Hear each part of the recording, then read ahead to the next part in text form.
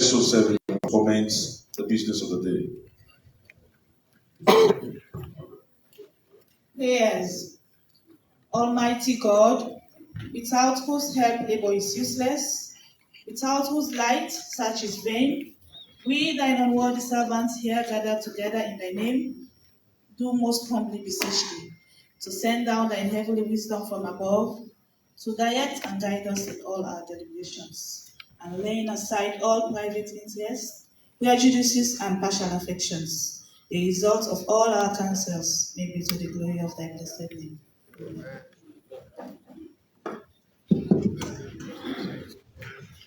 Good morning and a very happy new year, Mr. Speaker, honorable members. It's past 10. I therefore move that SO5 to be suspended for the business of the House to commence.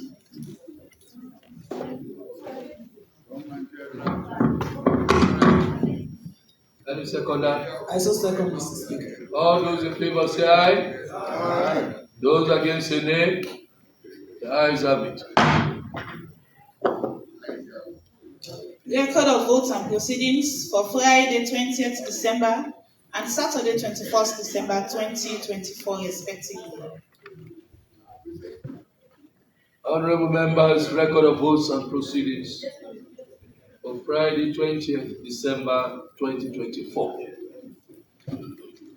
Pages 1 to 4.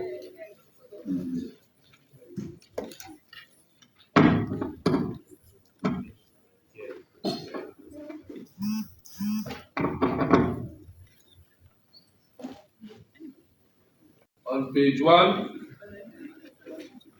number 3, Honorable Bar Zinab. Is it Zinab or Zainab? Is it correct as it is? Okay. Page 5, page 6, page 7, page 8,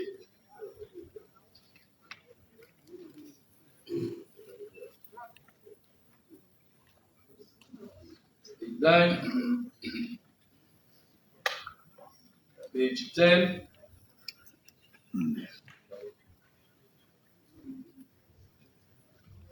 page 11,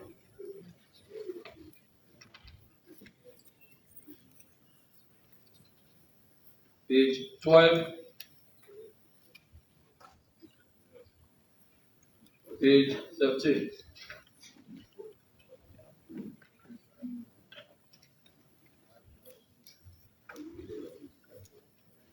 Record of votes and proceedings for Saturday, 21st December 2024. Pages 1 to 4.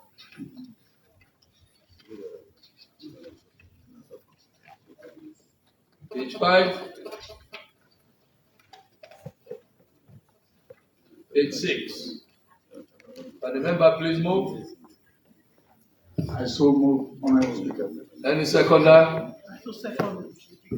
All those in favor say aye. Aye. Those against say nay. The ayes have it.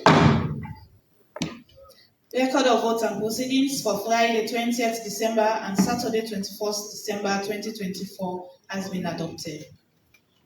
Announcements by Mr. Speaker.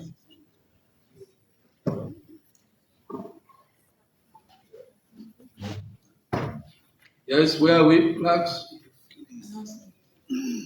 Yes, honorable members, my attention has been drawn to the conduct of a particular individual who is parading this parliament as a journalist. And his name is Melvin Tejan Mansaray. I've been informed by members of parliament from both sides of the aisle that on that day when we came here to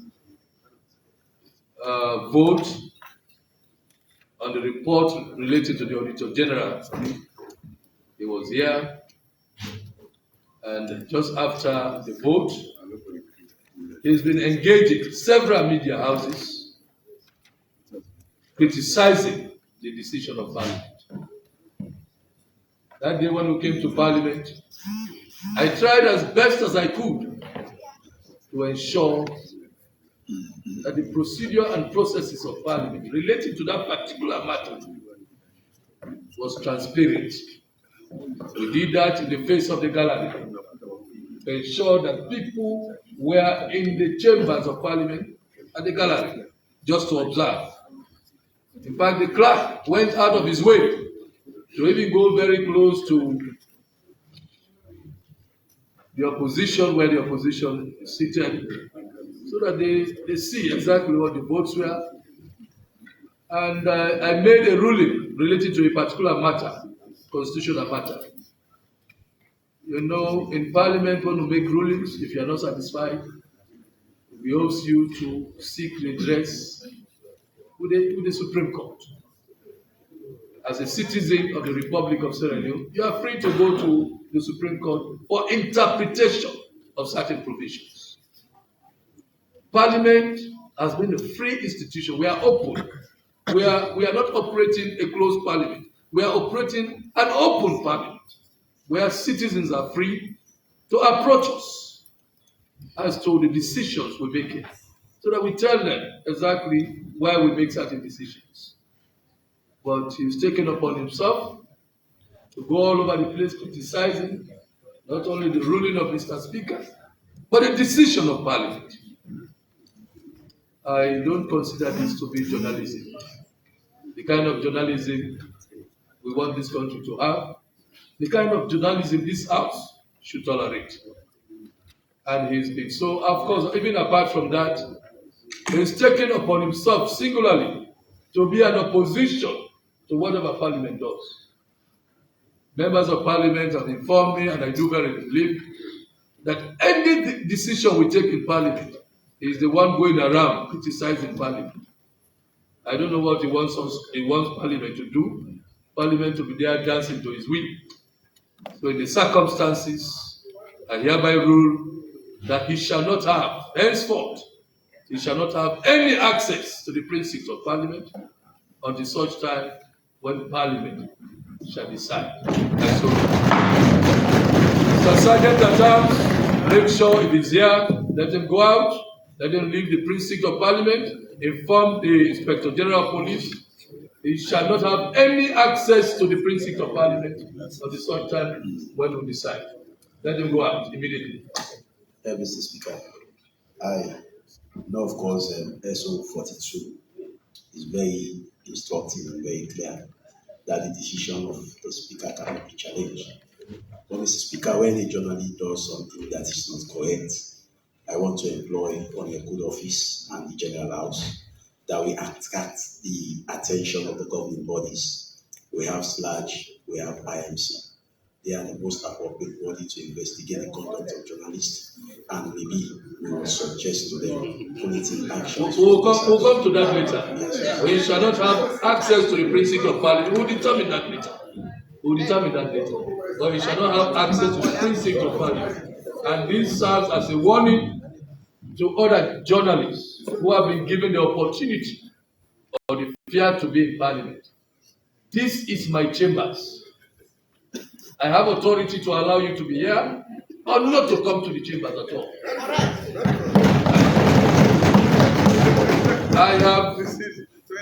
I am so impressed with the practice of journalism of the majority of them.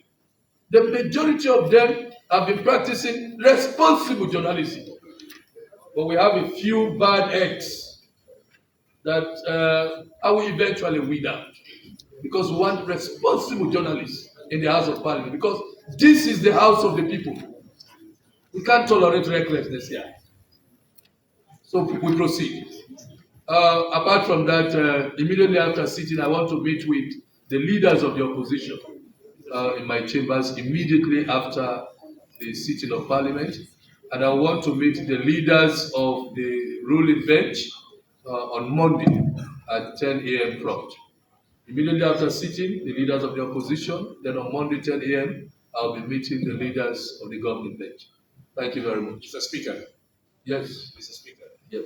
Let me just have clarification on this your ruling. this ruling has to do with the freedom of speech. I want to know if this ruling is temporal measures. I have said it clearly. I said until such time when Parliament shall start, we are going to take further steps to ensure that it's properly investigated. After that, then I will take the decision to see whether it comes back or not. But for now, we shall not tolerate it. Yes. Proceed. Motion of the Committee on Appointments and the Public Service. Proposer, Honorable Matthew Sanima. Seconder, Honorable Bashir Siddiqui. Mr. Speaker, before the motion, sorry for being late. I was in a phone conversation with the Minister of Energy that based on some procedural matters, I have to remove under the caption item 5 bills. I have to remove Roman number 2 that the Electricity and Water Regulatory Commission Act.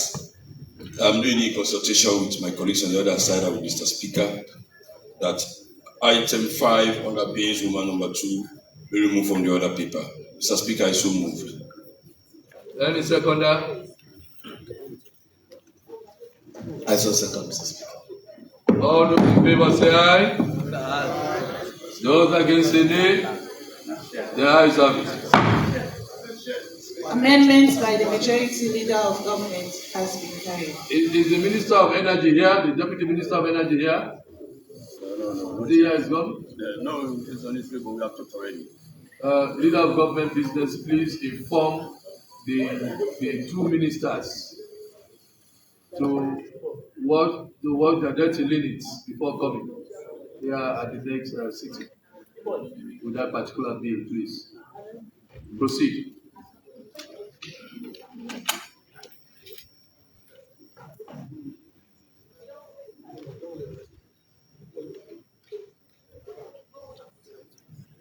Mr. Speaker, honorable members, Happy New Year to you all. The first session of the 6th Parliament of the Second Republic of Sierra Leone, 18th report of the Committee on Appointments and Public Service on Parliamentary Vetting of Presidential Nominations, July 2024. Mr. Speaker, honorable members, the Committee on Appointments and Public Service charged with the responsibility of vetting presidential nominees to serve in public offices of state met on Thursday, 11 July.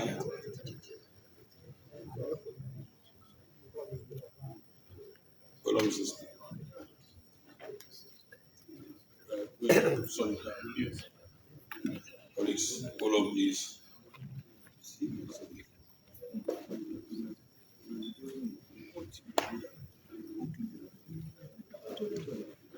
Yes, leader. Hold on.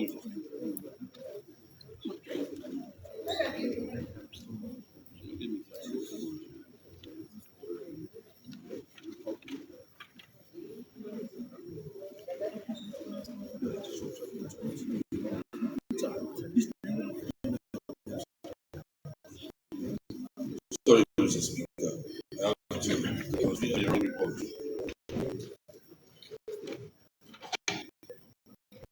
Sorry, colleagues.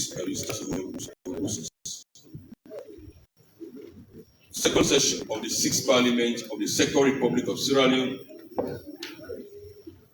6th report, excerpt of 4th report of the Committee of Appointment and Public Service on Parliamentary Vetting of Presidential Nominations, January 2025. Mr. Speaker, members, the Committee on Appointment and Public Service is charged with the responsibility of vetting presidential nominees, met on Monday, 9th December 2024, and interviewed, amongst others, the following nominees: 1. Proposed Deputy Permanent Representative, 2. Leader of the United Nations, 2. Proposed Member, Electricity Generation and Transmission Company, EGTC, The committee conducted as usual its hearing within the framework of procedures. It interviewed the nominees on issues pertaining to their backgrounds to ensure they have the required education and proven track records in pertinent work situations for such appointment to important offices of state. Further probing questions put to the nominees covered wide-ranging issues relating to declared assets, tax obligations, and their vision for productive tenure. Issues of unsuitability or otherwise were closely looked into by the committee. Fourth sitting of the committee on Monday, 9 December 2024, in tandem with the above, the committee interviewed the foreign presidential nominees on oath. 1. Madam Michaela Barbara Edina Swallow, proposed deputy permanent representative to League of United Nations.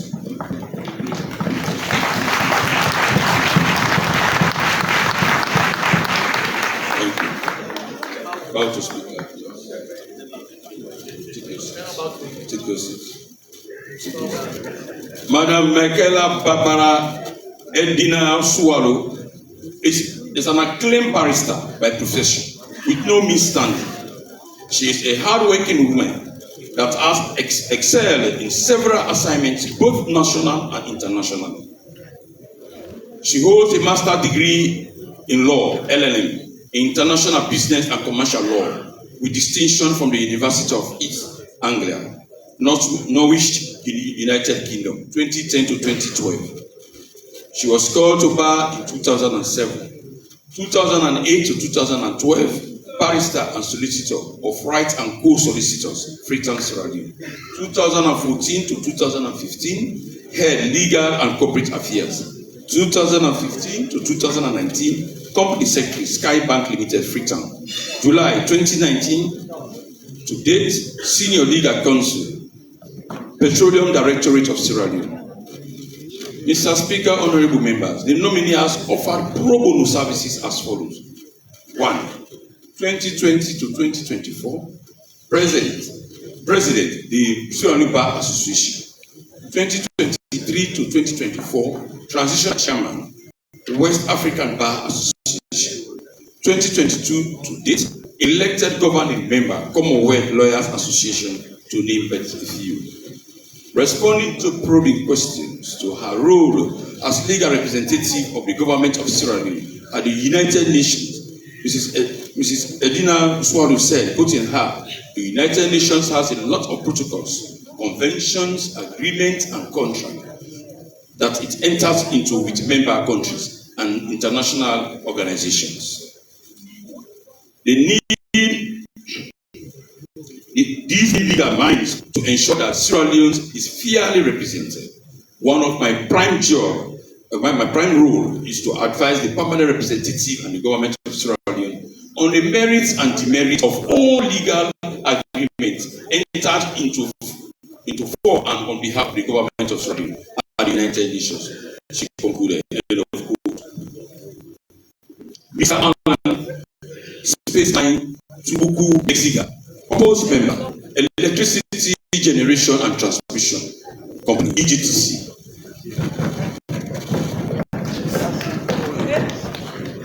All right, take your seat.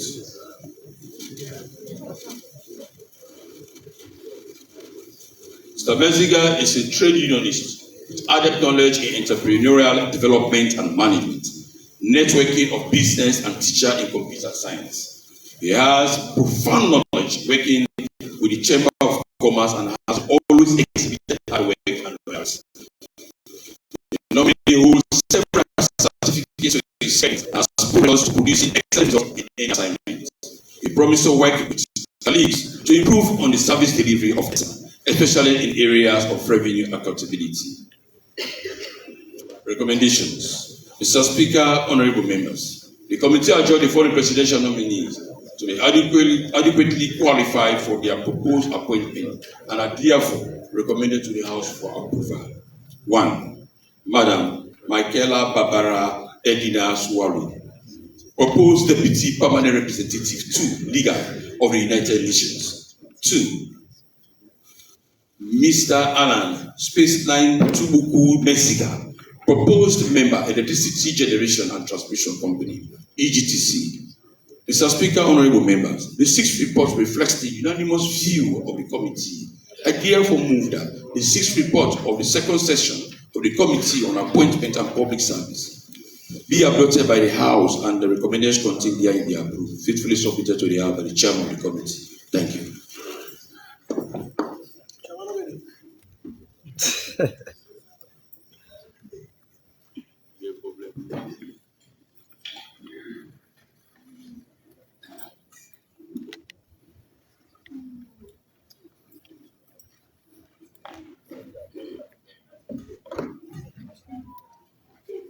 Any seconder? I so second, Mr. Speaker. Leader, as far as I know, I think she's Mrs. Edina Sali. As far as I know. For the legal profession. No, but if you want to use Mrs., then she's Sali. So we have not used this. I saw Mrs. Otherwise, she's Miss. Not so? Mr. Speaker, off the record, I don't want to go into challenges. So be careful what you do. The CV presented to us, and the document in front of us shall be reported to the House. You don't want to be. At par with the presidency. Of course, I don't want to have confusion. So you have to pardon me for reading what I have in front of me. Don't be in conflict with the presidency, please. Thank you very much, Leader. Honorable members, the question is that the sixth report of the second session of the sixth Parliament of the Committee on Appointments and the Public Service be adopted by the House and that the recommendations contained therein be approved.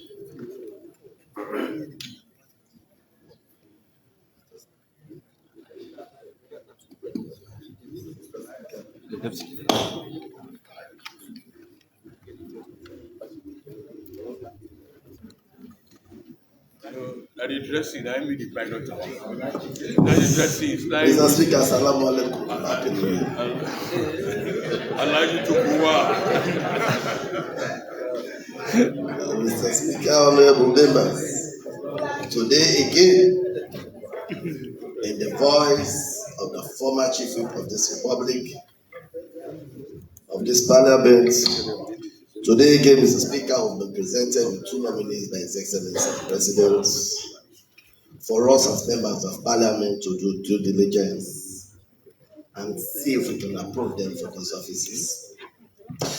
Mr. Speaker, honorable members, to the nominees who've been selected amongst the numerous unions who supported His Excellency the President, who His Excellency has deemed fit to come and help in achieving his agenda. We are sure, we are very confident that His Excellency has done due diligence in selecting you, and when once you occupy these offices, if approved by this Parliament, you will be able to deliver for His Excellency and the people of Sierra Leone. Mr. Speaker, honorable members, let me zero in on Madam Edina Swallow. Mr. Speaker, I have known Madam Swallow for the last 27 years when we were at St. Edward Secondary School in Kinton. Mr. Speaker, honorable members, I can still remember during the academic year 1998 and 1999, Madam Edina Swallow was one of the few pupils we used to admire at St. Edward's. She came from convent. She came and did 6 months at the St. Edward's Secondary School. Mr. Speaker, I was a lower 6 while she was in upper 6.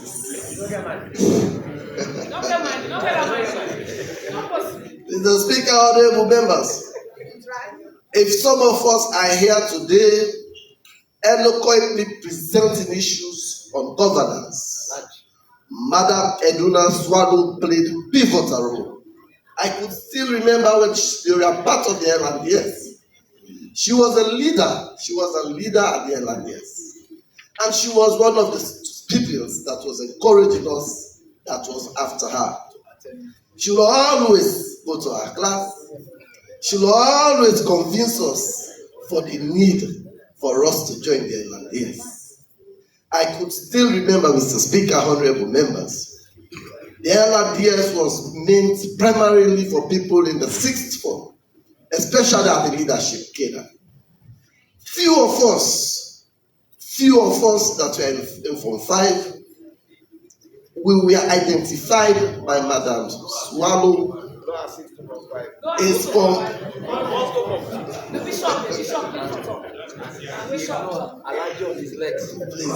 please, Mr. Speaker, few of us were identified and we were encouraged to join the LRDS. And Mr. Speaker, we are convinced, and I was one of the few who decided to join the LRDS.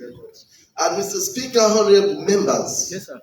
Madam Swallow was instrumental in making sure Centennial's lead in debating our society in Sierra Leone, and especially in the Western area.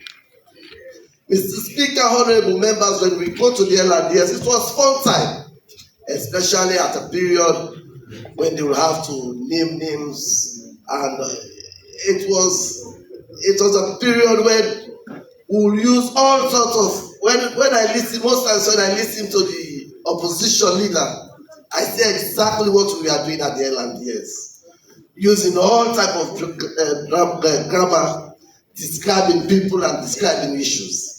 Today when he speaks, I see us in Form 6. But he has grown now, he's now beginning to speak as a leader of this house. Mr. Speaker, Madam Swallow, I drop my hat to you. You did great. You could not remember, but I still have it in my mind that if I'm here today speaking on behalf of the people, you play the pivotal role. You've been selected by His Excellency to represent him at the United Nations. We hope, we are confident, I am extremely confident on this side that you perform for His Excellency the President and for the people of this country. Mr. Speaker, we all know the role she played as President of the Bar Association. She nearly went unopposed on her second term. That means she provided the leadership that the legal minds wanted. That was why she went unopposed for her second term. Thank you very much, Madam. We hope the leadership you played at the Bar Association will be the same leadership you will play when you get to the United Nations. Thank you very much. Congratulations on this nomination. Mr. Speaker, for Mr. Mexica, of course, I was the chairman for his interview. He was extremely, he mesmerized the committee. He was able to convince us. I believe as a board, you are going to work as a team. There are other members of the board. Please work as a team. Make sure you deliver, because it's no secret that the current state of our electricity is challenged.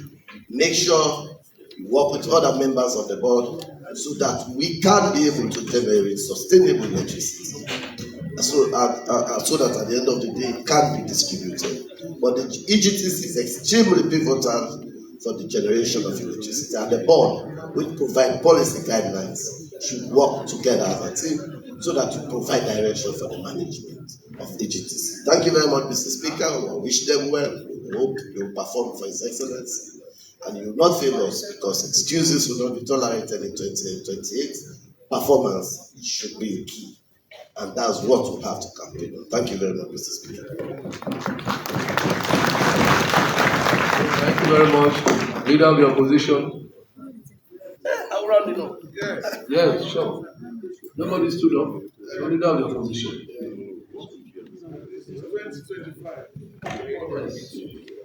2025.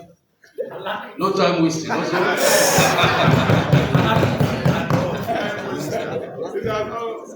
Mr. Speaker, honorable members, I firstly want to thank the committee of appointment for doing due diligence on the appointees. Today we're looking at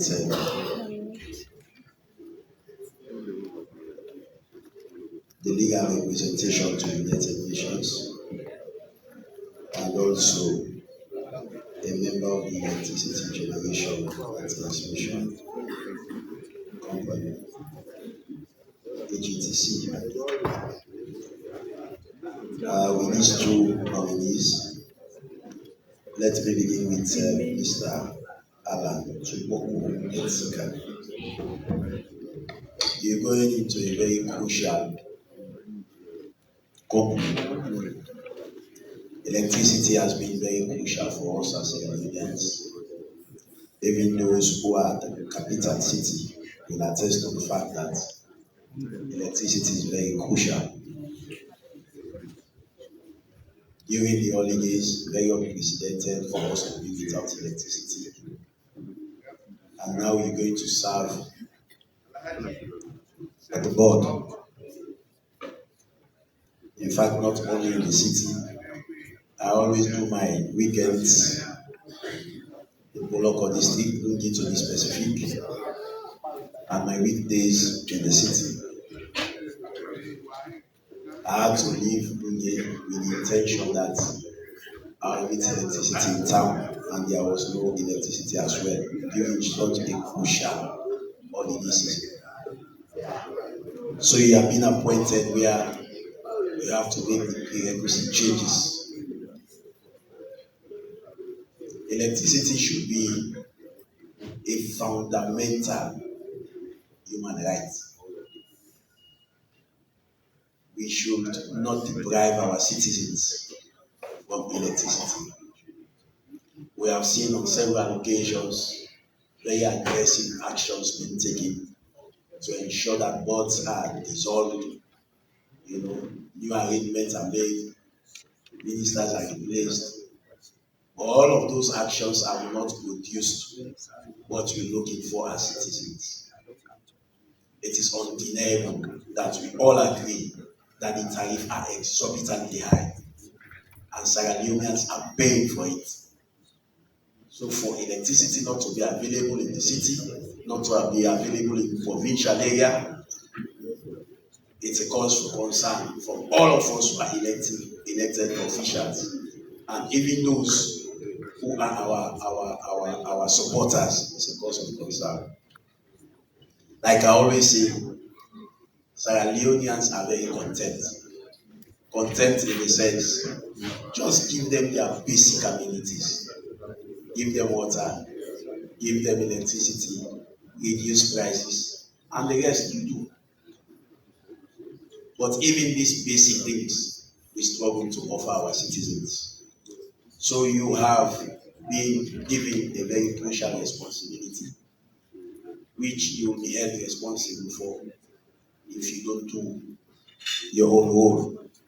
So I want to seize this opportunity in your approval to employ on the consciences of all those who are serving at the EGTC to ensure that all they could to provide the citizens of this nation electricity supply.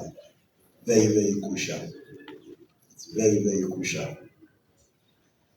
I go to Madam Michaela Edina Swallow, the proposed Deputy Permanent Representative to Legal to United Nations. Of course, you are going to where you will be the face of Sierra Leone. You will be representing our country. Whatever you do, you will not do in your own name, but you do on behalf of Sierra Leone as a nation. We would not want to see a situation where anything will give a cause for you to act otherwise or bring disrepute to your country. I have had the deputy leader of government business who have showered accolades on you based on the fact that you attended the same school and you've exhibited some leadership qualities while you were in school with him. Similarly, I wonder why the deputy is not here. He was speaking of L&Ds and all of these things. These things were compulsory in the school I attended, the village school for that matter. Yes, so you should ensure that you do your level best. I have always said there are Sierra Leoneans all over there are Sierra Leoneans. And it has come to my notice that we have some representatives of this country who are discriminating against Sierra Leoneans that are not in Sierra Leone. They only care about those Sierra Leoneans who are out there that are supporters of their own political party. And disown those Sierra Leoneans who are not supporters of their own political party. You are not going there to serve SLPP. You are going there to serve your country. Do it judiciously. I have always said that our actions and inactions will be judged by posterity. Make sure that you act appropriately so that Sierra Leoneans will clap for you. You will not be there forever. When you have the opportunity to serve, I have always said this, we are members of Parliament. These positions are not forever. But would I be bold enough to lift my head and look other Sierra Leoneans after my tenure as a member of Parliament? These are the questions we should be asking ourselves once we are appointed into these offices. Some of us take ourselves as gods in those offices and assume that we will never leave those offices and create a lot of enmity in those offices. And no sooner you are fired, even to walk in the streets of Freetown, most of us are not confident enough to do it. So I want to advise you, based on what I have heard from the deputy, that you've carried yourself judiciously. I want to advise you to translate that in the office that you go into. Make sure that you see every Sierra Leonean as Sierra Leonean. Make sure that you create a level playing field for all Sierra Leoneans. Don't discriminate. This is an opportunity over 7 million people are looking forward to. If you have had it now, make a good use of it. Because like I said, posterity will judge us for whatever services we are rendering now to our nations. So, Mr. Speaker, because of the exigency of time and because of your caution prior to my intervention in this very debate, I want to pause and I want to appeal to my members of Parliament who are on the side of the aisle to drain the House and expeditiously pass these presidential appointees. Thank you. Thank you very much, leader of the opposition. Yes, leader of government business. You are leader of government business. I know. I think he has something. Where is the leader? Mr. Speaker, I've called it. Yes. I think by procedure, the next senior can Yes. come up. It's not on procedure. No, he is secondary. He cannot He's round up. seconded, so you You can round up. You want to round up? It's not on procedure. Yeah. Please hold on. Let me round up.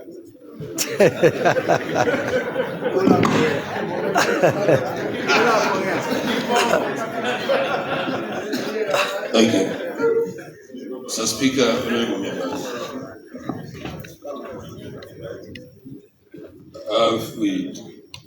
I've read and presented the two nominees for approval by this honorable House. And we said, let me not go for the last statement. We don't catalog by sections. We do it in wholesome. When we are checking for gender placement in terms of appointments, because it's directly in line with our DB Act. And we did say on that day that when we want to have appointees, first, we recognize that we want to have, we are talking about gender parity. And in that line, today, it's a testament, one man, one woman. It's very clear. What we have done, we place them in a position of trust based on their qualifications. In the qualification, we are not making you retrogressive in terms of appointment. We are making you going up the ladder to make sure that you serve in a very important offices. If you look at Madam Swallow CV and what she has contributed to in this nation. First, we said in the report, she has worked nationally and internationally as that's recognition. But all their phase of work are working life. So what we have done as government is to just make sure we cement that CV into a more palatable way of serving our nation. So we are giving another platform to serve the United Nations. And in the office of a legal affairs person. So we are not taking off balance, but we want her to continue in the space of what we are doing. And she stated clearly that we have conventions and legal instruments that are passed in this very house, and the one that you are dealing with presently. And again, we are in the Security Council. So it behoves all of us to place people like Madam Edwina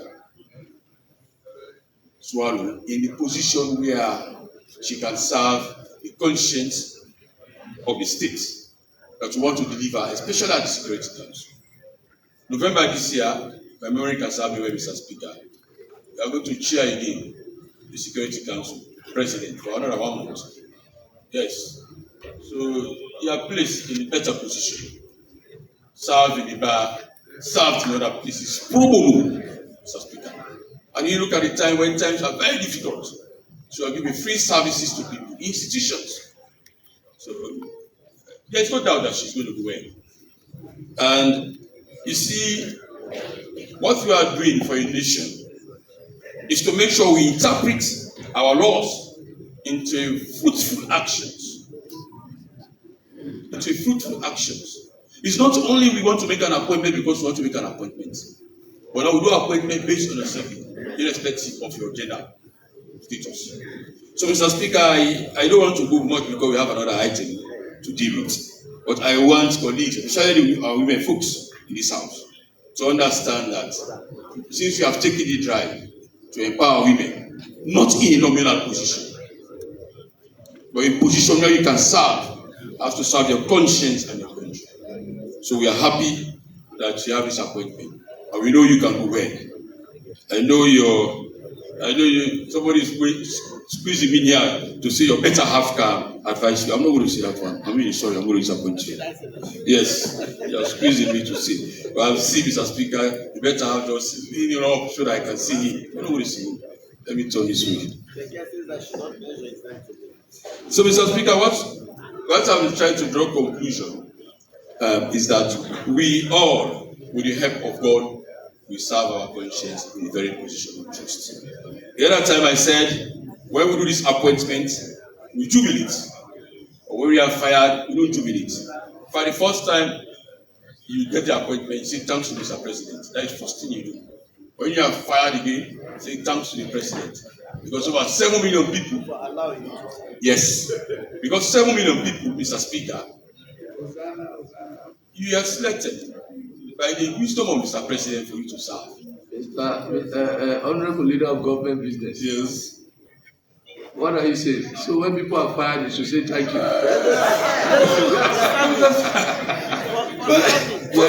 You're a man of the world. But people are doing it, Mr. Speaker. People are doing it. Say, Mr. President, thank you for giving the opportunity to serve the nation. And you should also tell him thanks and serving. Well, say thanks to the people of Australia. So I'm not saying some of these things. In democratic space, you need to encourage people to start immediately some of these things. And also, what we have seen these days happening a bit, people have the caliber to resign for position when difficult situation arises. So we also encourage people to look at all of these factors when they are serving in office. But I am very proud that we have her serving in that capacity. And we believe that she's going to do well. And that all of us, when we are the United Nations office, the House of the Nation. So I know if you have issues with legal issues or nearby civil society organizations, be it in Sierra Leone, as long as you're in Sierra Leone, feel free to contact her. She has all the requisite skills to help you out in getting what you want to have. Mr. Speaker, we know electricity these days is much of a challenging issue, and we are gradually trying to stabilize it. So we need more professionals and those who can give themselves service, not only because what sometimes you have on the CV is completely different from when you are going to work with other people. So Mr. Mexican is going to serve on the board with the company, and he's going to be there, serve with his colleagues.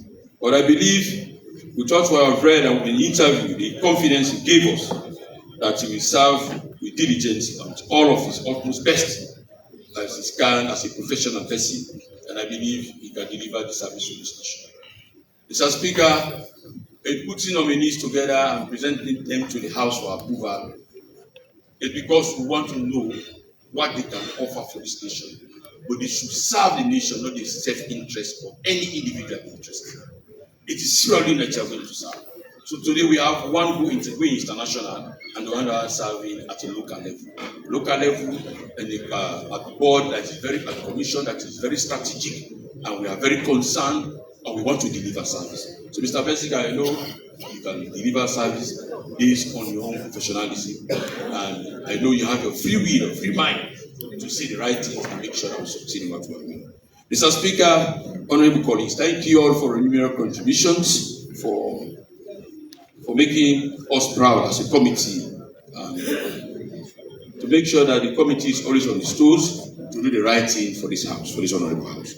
Mr. Speaker, thank you very much for presiding over us, and therefore, Mr. Chairman, move that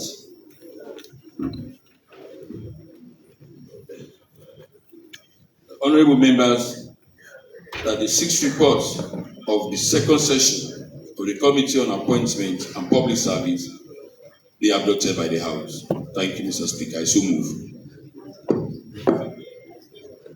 Honorable members, the question is that the 6th report of the second session of the 6th Parliament of the Committee on Appointments and the Public Service be adopted by the House, and that the recommendations contained therein be approved. All those in favor say aye. Aye. Those against say nay. The ayes have it. Motion of the Committee on Appointments and the Public Service has been approved.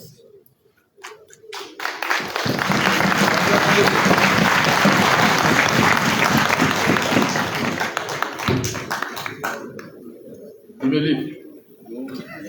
Proceed. Bill. The National Petroleum Regulatory Authority Act 2024. Introduction on first reading. The Minister of Trade and Industry.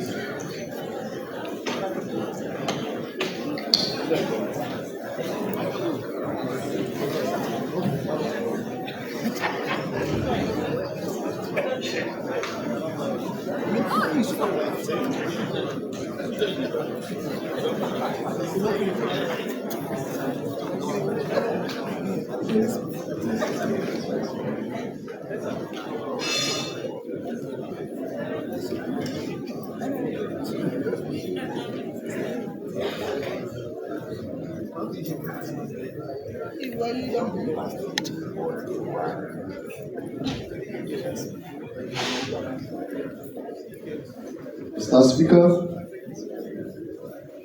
honorable members, I move that the bill entitled the National Petroleum Regulatory Act 2024 be read for the first time.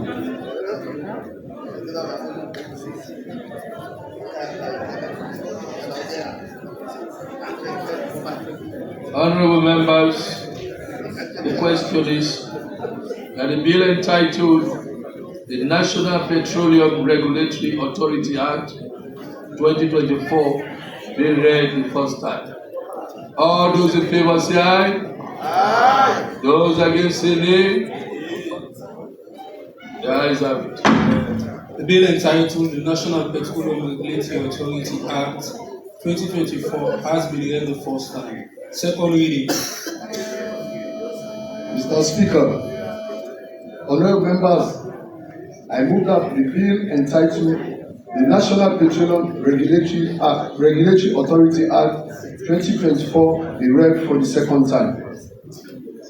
Mr. Speaker, honorable members of this noble House, as all of us are aware, the ensuing global crisis and its related oil price volatility has prompted various governments all over the world to search for homegrown solutions, including appropriate policy development. The long-term trends of shifting product demand, misalignment of demand and supply, and ensuring that Sierra Leone remains an attractive destination for doing business is the spirit behind this bill. The objective of this policy is to mitigate the supply chain challenges in downstream petroleum sector and to take practical steps that will impact the effective and efficient service delivery in the sector in this country. The expectation is to promote the development of strong and competitive downstream industry operating safely, efficiently, and economically in harmony with government objectives. The industry definitely today remains volatile, and the long-term global view is that the current global downturn is here for a foreseeable period, which is an action trigger for every government's preparedness. The current fundamentals are looking bullish, with cuts in global supplies that are unmatched with growing demands. Net importing countries like Sierra Leone are definitely more vulnerable to these price increases and attendant shocks. With all these shocks and global developments affecting the sector, please be informed that the PRA Act has not been reviewed or amended since its enactment in 2024. It is thus a critical time for us to review this Act to reflect the current trends and to prepare for the future. For example, reference to the available data clearly supports the need for us to review this Act. The data available in 2018, we were importing 345,894 metric tons. In 2024, the figure is 525,492 metric tons, an increment by 52.17%. Sales and distribution. In 2018, we were selling and distributing 409 million liters of petroleum products. Today, that number has increased by 28.6%. It means we are distributing 526 million liters of petroleum products in 2024. Storage capacity. In 2018, this country's national storage capacity was 135,404. Today, that capacity has increased to 237,904. That is an increment by 75.6%. Retail gas station. Again, we have seen a tremendous increment there. In 2018, we had 171 retail gas stations. As I talk to you now, we have over 483 gas stations, which means we have an increment of 182.46% increment. Petroleum jetty. In 2018, we had just one. Today, we have 3, 200% increment. When the PRA was established, they had just one office in Freetown. Today, they have 3 regional offices, and they have up to 16 monitoring officers. Honorable Speaker, distinguished honorable members of this House, the objectives of this bill varies, but the more important ones are: 1, to ensure enforcement mandate to protect the public interest.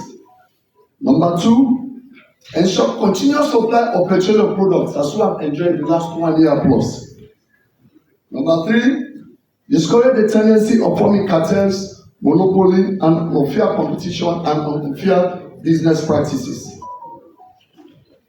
Number 5, to achieve efficiency and cost reduction through mandatory minimum stock balances by licensed operators. This one is very key because many times it's not mandatory, and we find it difficult occasionally when we go to monitor to make sure there are stock levels. And it's crucial in terms of emergencies. Whether it's a local emergency, an international emergency, it's always good to have stocks. And the only way we can do that is through enforcement. So one of the critical things this act will be addressing is making sure that there are mandatory stocks by all the OMCs, those who are importing petroleum products. It will also eliminate barriers for market entrance. As the government rightly pursues its ambition for an open market and efficient market, the ministry is firmly behind these goals, which will benefit consumers, investors, and the economy. This is precisely why the sector is seeking the National Petroleum Regulatory Authority. For the purpose of this act, the commercial practices include: 1, we have national depot operations. Number 2, open access to storage tanks and pipeline utilization. And finally, joint responsibility and actions on oil spill control and fire prevention. With all of this, Honorable Speaker and members of this House, some of the key justifications for this include: 1, open access and non-discriminating policy. The key factor for the National Petroleum Regulatory Act is to maximize market efficiency and improve service delivery through an open access and non-discriminatory policy. Again, because the environment is changing, following external factors, the regulatory and industry landscape has evolved over the years that demands a review of licenses, codes, and regulations that exist today. Number 3, regulatory enforcement. Compliance is key. The way we are experiencing the market, both in terms of demand and supply, compliance is no longer enough for such a complex sector.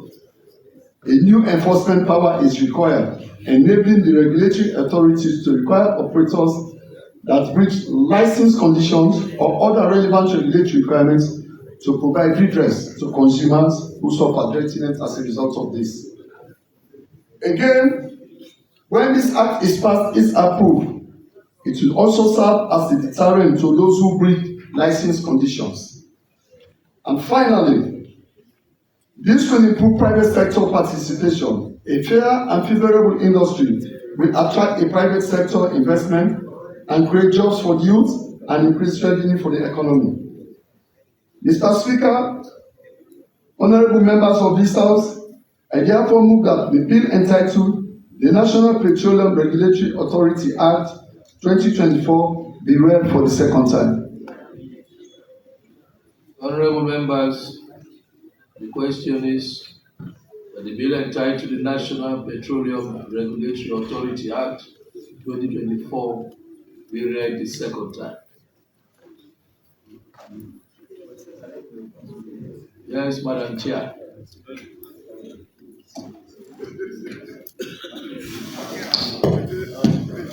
Thank you, Mr. Speaker.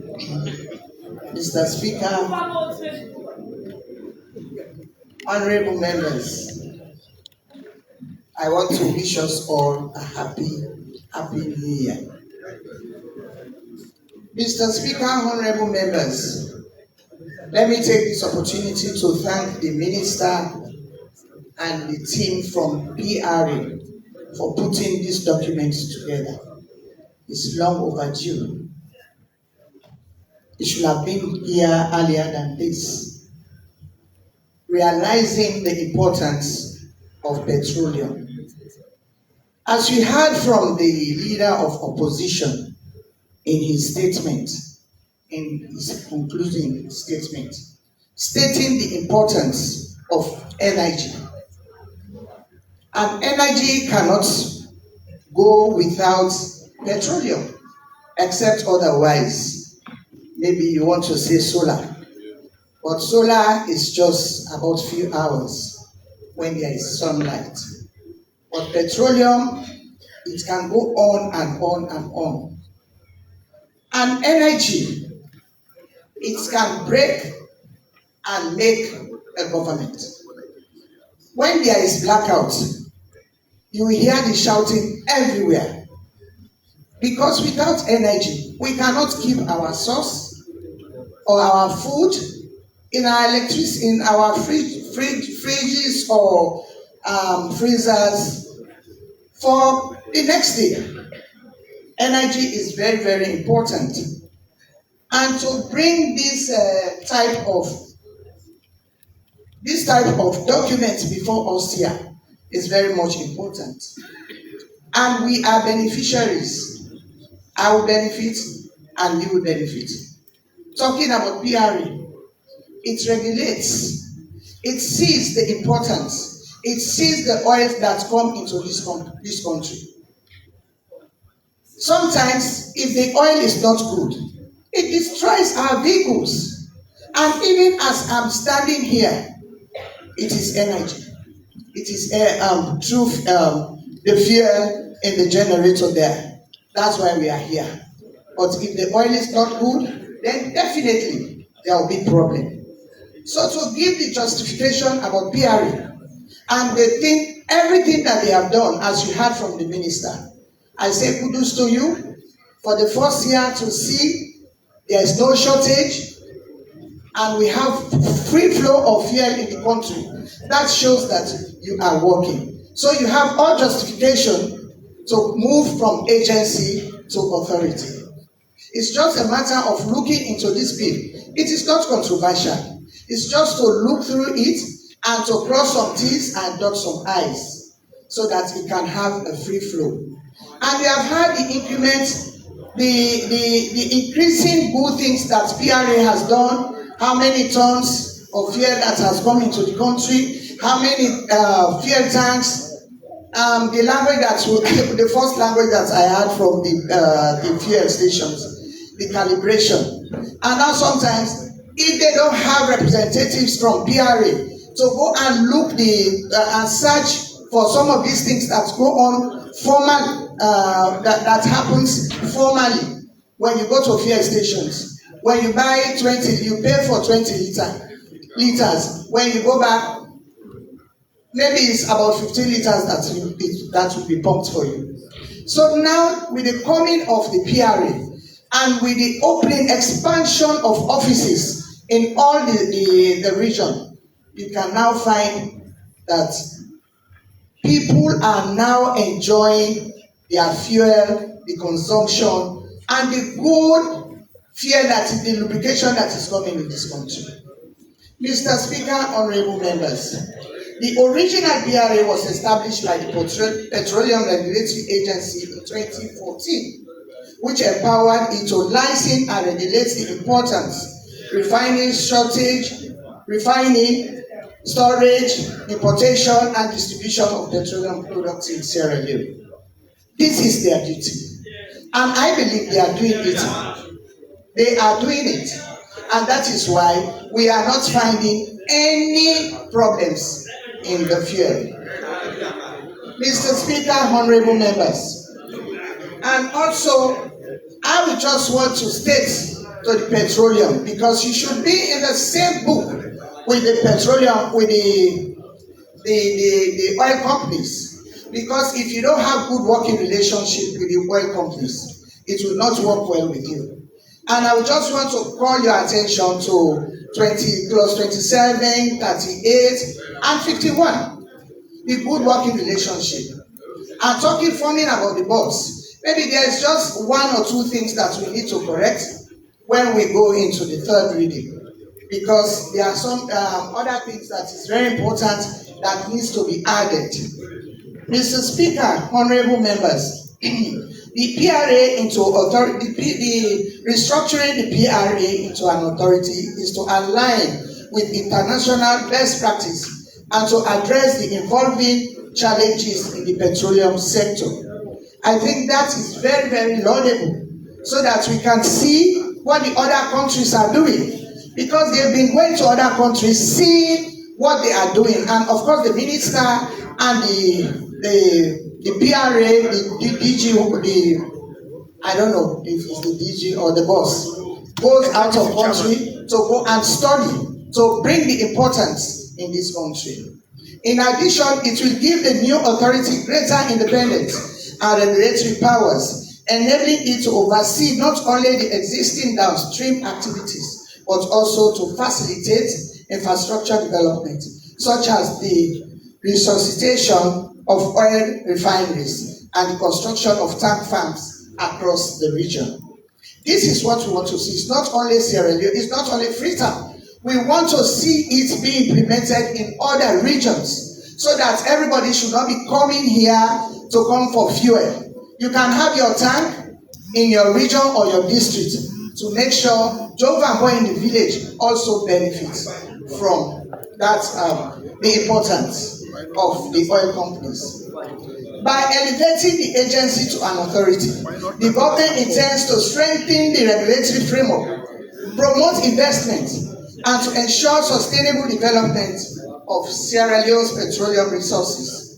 This move is expected to enhance public trust, improve stakeholders' engagement, and ensure compliance with petroleum laws, ultimately contributing to the country's economic growth and energy security. You've heard from the minister, and I know they'll be working in consultation and also with the oversight. We will be there to see after the passage of this bill. I'm urging my colleagues all, because it's not controversial. Let us look at it critically because it is beneficial. It benefits us because we have our vehicles. Every day we are applying the roads. Every day we are buying fuel. The whip is talking, please. It should not be an overtone, please, because this is very important for us. Mama. Allow Mama to. And besides, it's Mama's bill. Thank you. Mr. Speaker, honorable members, the justification of elevating the agency to authority. The government intends, listen please, the government intends to strengthen the regulatory framework, promote investment, and ensure the sustainable development of Sierra Leone petroleum resources. This move is expected to enhance public trust, improve stakeholders' engagement, and ensure compliance with petroleum laws. I think that is what I mentioned in 51, clause 51. You should have a good working relationship with the companies. You have to work together. Even as we pass the bill, you have to make sure you call them together and tell them the importance. Because if you don't tell them now, there is tendency of people say it is one-man show. And this parliament is not one-man show. That is why it's open. If you go out, they will say, go back to parliament. After parliament, then that's the ceiling. That is why we are asking for a good working relationship with the companies and a fair play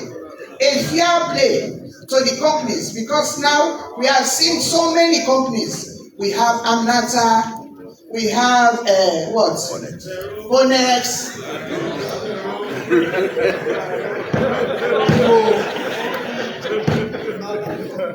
have NP, we have Malado, you name it.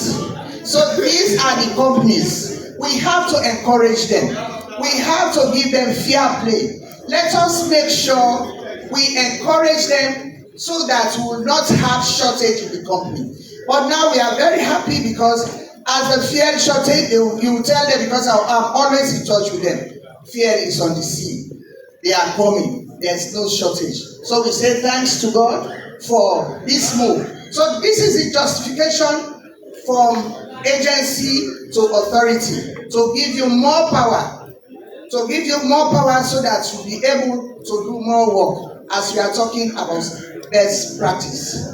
Mr. Speaker, honorable members, in summary, the change from Petroleum Regulatory Agency to a National Petroleum Authority will reflect a shift in scope, power, and organizational structure.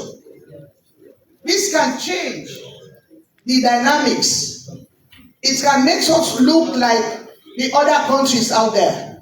If you go to Nigeria, you will see the toll line. They are talking about crude oil in Nigeria. But I'm not seeing it. It's not reflecting in Nigeria. Because each time you see them toll line, from like country 3 to here, doing. But thank God Sierra Leone is not like that because of the good work of the minister and the working relationship with him and the PRA team and also with the companies. Because there is a tendency from taking the fuel from here to other countries. We are supplying when we are coming from Liberia. You see tanks coming from here going to Liberia to supply. So that is kudos to us because we have enough and just enough to supply to other countries. And that is why we have ECOWAS. And ECOWAS is there to expand the trade, free trade area, so that when there is shortage here, you have to assist the other countries, the neighboring countries. That is what ECOWAS is there for. As I conclude, Mr. Speaker, honorable members, I would like to first of all inform the National Petroleum Authority to be that the Committee on Trade will be there. So look, now we are taking the pace and we are hearing the overtone or undertones that you are hearing from the back. This is what we are going to do, to be going round to look at whatever you are saying or you have mentioned here, to see whether you are justify, you try to make the necessary amends, and to encourage the marketers. Because if you don't have marketers, you will not be sitting here to say we are supplying. You are just there to regulate. They are bringing their products, they are bringing their market. You have to have that cordiality. Mr. Speaker, honorable members, the suggestion and recommendations taking into consideration the interests of our electorates. I'm not talking on behalf of myself. I'm talking on behalf of everybody. This is Sierra Leone. We are all coming from different districts. I'm not talking from Moyamba district. I'm talking on behalf of the entire country. And thank God the entire country is here. Mr. Minister, with this I want to say thank you and thank to the team. And we are expecting much from you. And we are expecting much from the team so that they can do more. There are things that we need to include. I will not say it here, but we need to include it in this bill.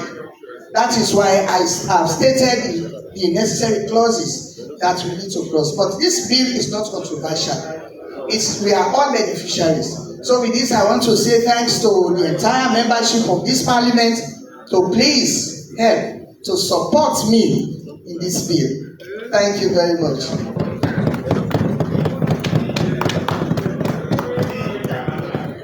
Honorable Abdullahi. After Honorable Abdullahi, Honorable Abdullahi, hold on. The leader is up. After the leader, Honorable Abdullahi. So go shop to the guys.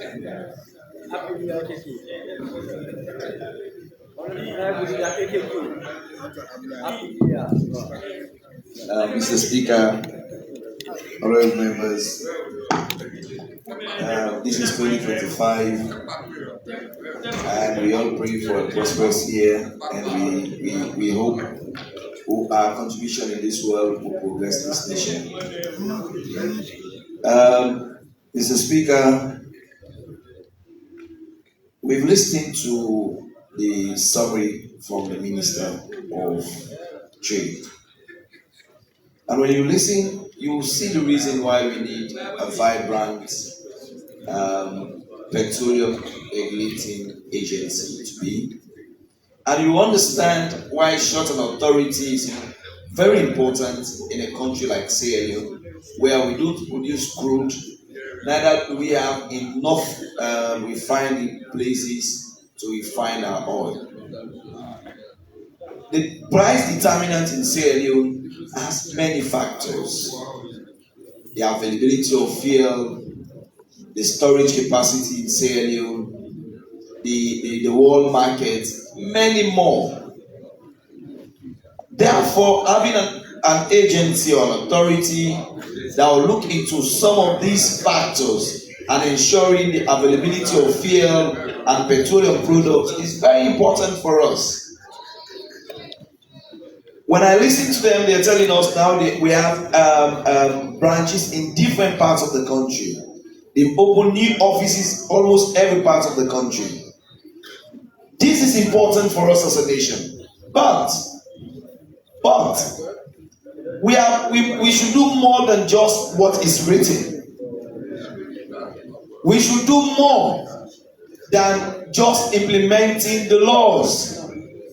As a nation, we must understand the factors, and we go to the ground to ensure those factors that are man-made, that are very much inimical to the progress of this nation, are addressed in this bill. There are things you go to certain fuel stations, Mr. Speaker, when there is shortage. You will see they park vehicles and they will say there is no fuel. After a certain period, they start to open again and sell. After a certain period, they just close like that. We need laws. We need this bill to regulate some of these issues, to stop the deliberate actions of these dealers. Unlike other commodities, petroleum commodities are political commodities. Unlike other commodities, petroleum commodities determine market prices across the country. Tell me a bag of rice is 600,000. But if the transportation cost to take it to Kubola is over 150, the price naturally will go to 700 or 800.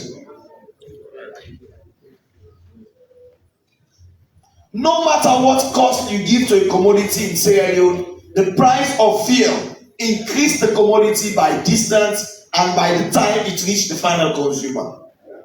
Therefore, it is important that as an authority, when enacted, has a way of having a price formula that differentiates those who sell in the capital city to those who take crude and oil to our people in the remote areas. Oh yes, I don't know if you're a dealer. Yes, it supplies, but if I am supplying you in Masogbara where it is far to go, I would rather prefer to supply in Freetown. I know what I'm saying. Please listen. Please listen to me. There must be some incentives from government for companies who are willing to supply fuel in the provincial areas. If we do that as a nation, we'll make the market equitably, and it will give the market much more advantage for people to compete without feeling disadvantaged. Now we have many companies all around the country. We have bigger companies now in the oil sector. How do we encourage them to ensure they open up? I want to see in this bill that if you have at least 5 fuel stations, at least 2 should be in the provinces. When you walk within Freetown, you see some oil companies, they are just oil stations, gas stations, they are just in western area. It doesn't help the market. And Mr. Speaker, when you read the mandate and you see Aminata is in Kenema, it's good you take Fatu to Kujo.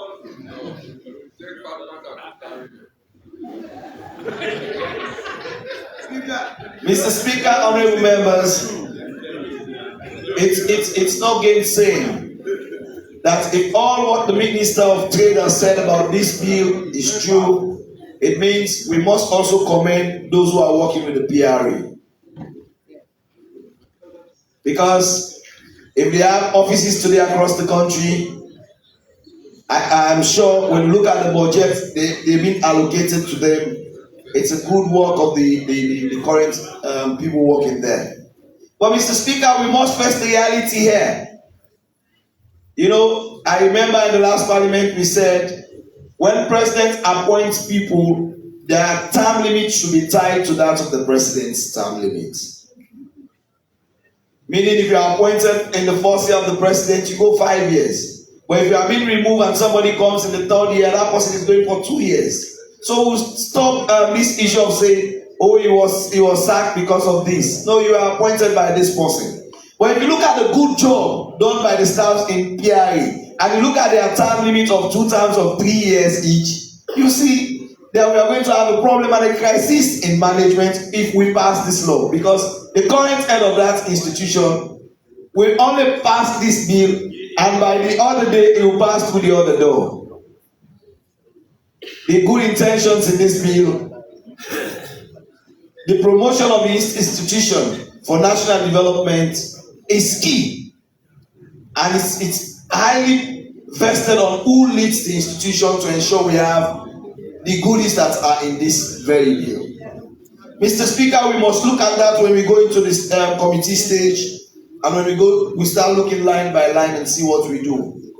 Do we tie this to the 5 years mandate? So we increase to say, instead of 3 years, we take 5 years of 2 terms? I think that would be no crime. Mr. Speaker, let me emphasize.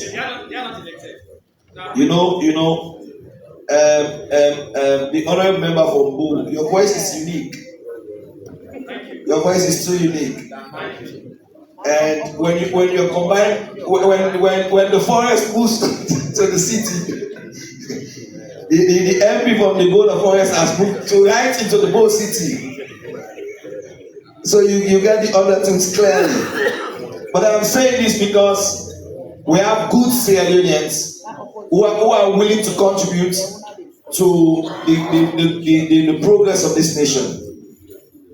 You know, I keep saying it is important to have young people in offices. But Mr. Speaker, let me emphasize, it is important to have young people with respect for others, young people with the knowledge in what to do, and young people who believe when they are being criticized, people who critique them are not unprogressive.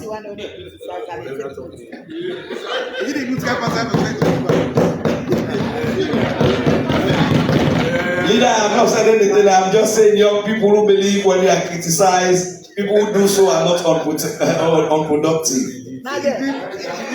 You know,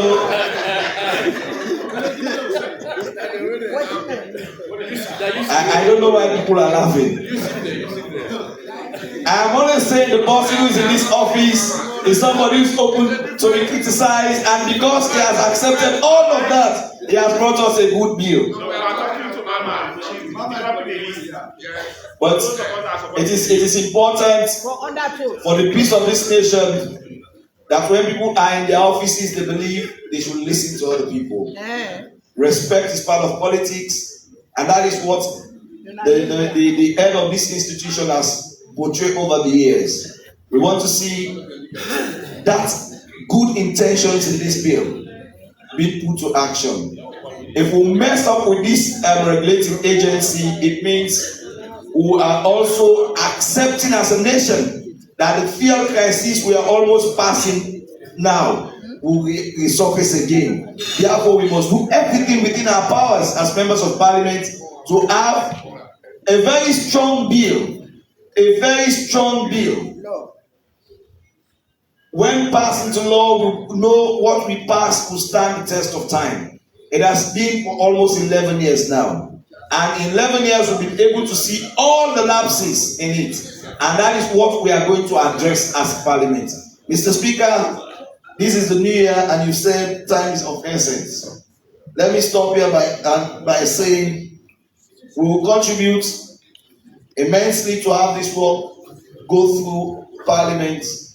And if you call that progressive, it means you don't understand the work of Parliament. Thank you very much.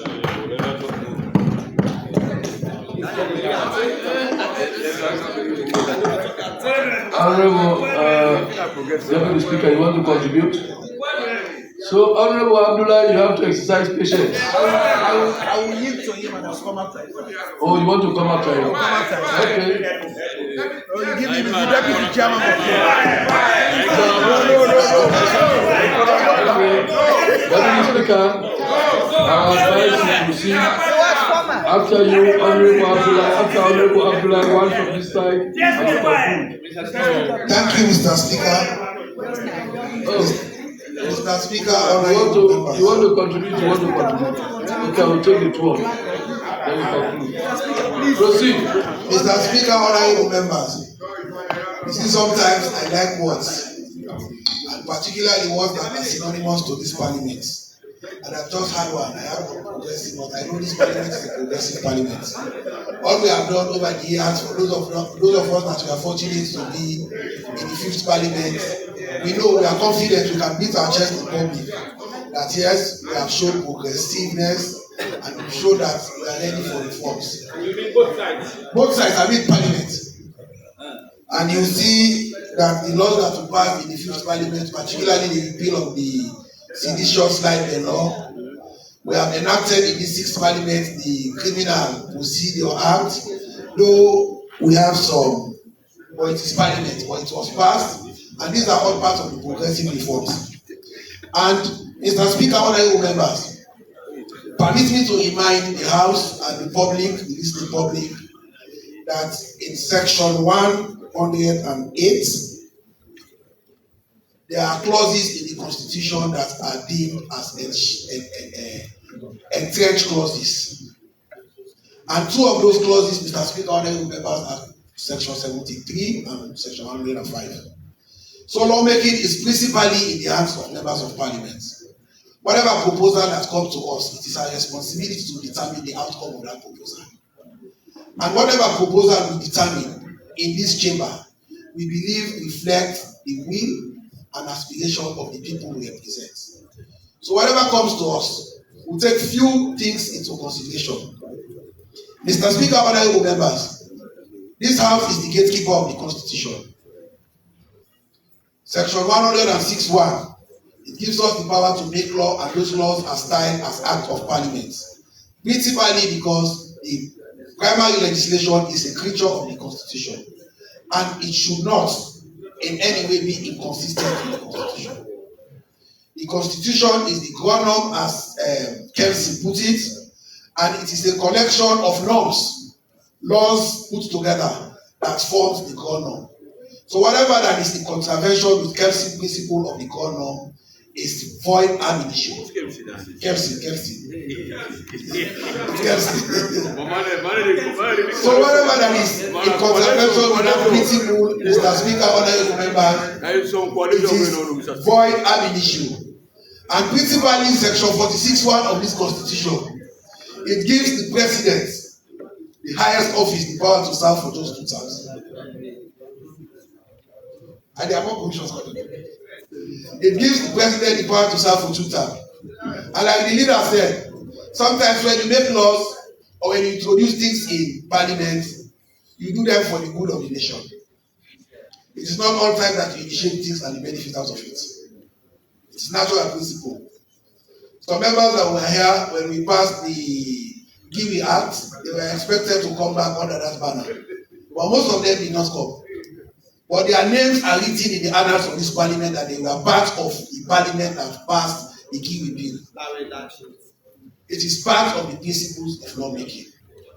And in this act, the first thing is the long title. The long title is saying this act is a continuation of the act in 2014.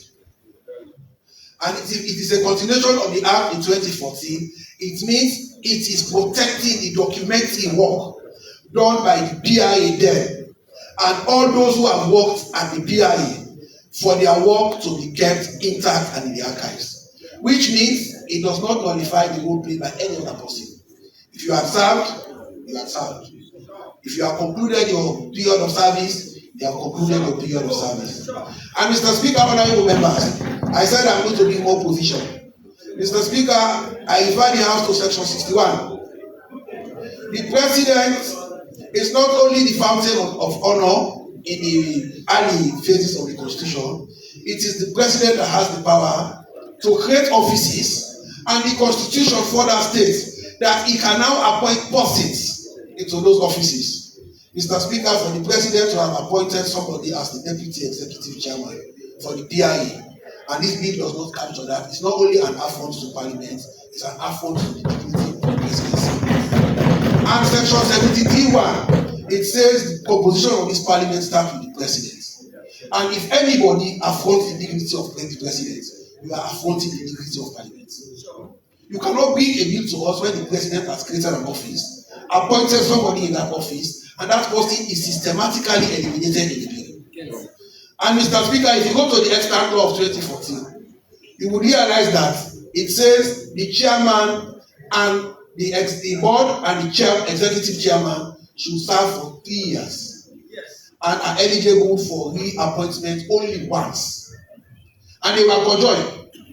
But in this new bill, it is not only proposing what is against the norms in this parliament, but it is also separating the connection between the board and the executive chairman then, that is to be metamorphosed as the director general, which is also something that we should look at carefully. And Mr. Speaker, in haste to put the act together, there is maybe no qualification for the director general. Well, there is somewhere, but from what I say, I did not say anything. So even if it is, Mr. Speaker, I see. Mr. Speaker, I see the attempt by the drafters of this law not only to affront the presidency, but to challenge and entrench clause on the constitution, which is not making. So it is in our hands to ensure that when you look at this law, when we pass this law in the spirit and intent of the constitution. Because otherwise, if we fail to keep the dictates of the constitution intact in its primary product, then it means we'll be running foul and we'll be found culpable of section 1088,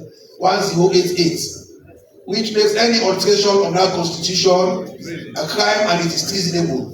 On that note, Mr. Speaker, I submit humbly. Thank you. Honorable Abdullahi. After Honorable Abdullahi, Honorable Umfa, then Honorable Mohamed Bangura, and we wrapped up. No, let me have it. Umfa.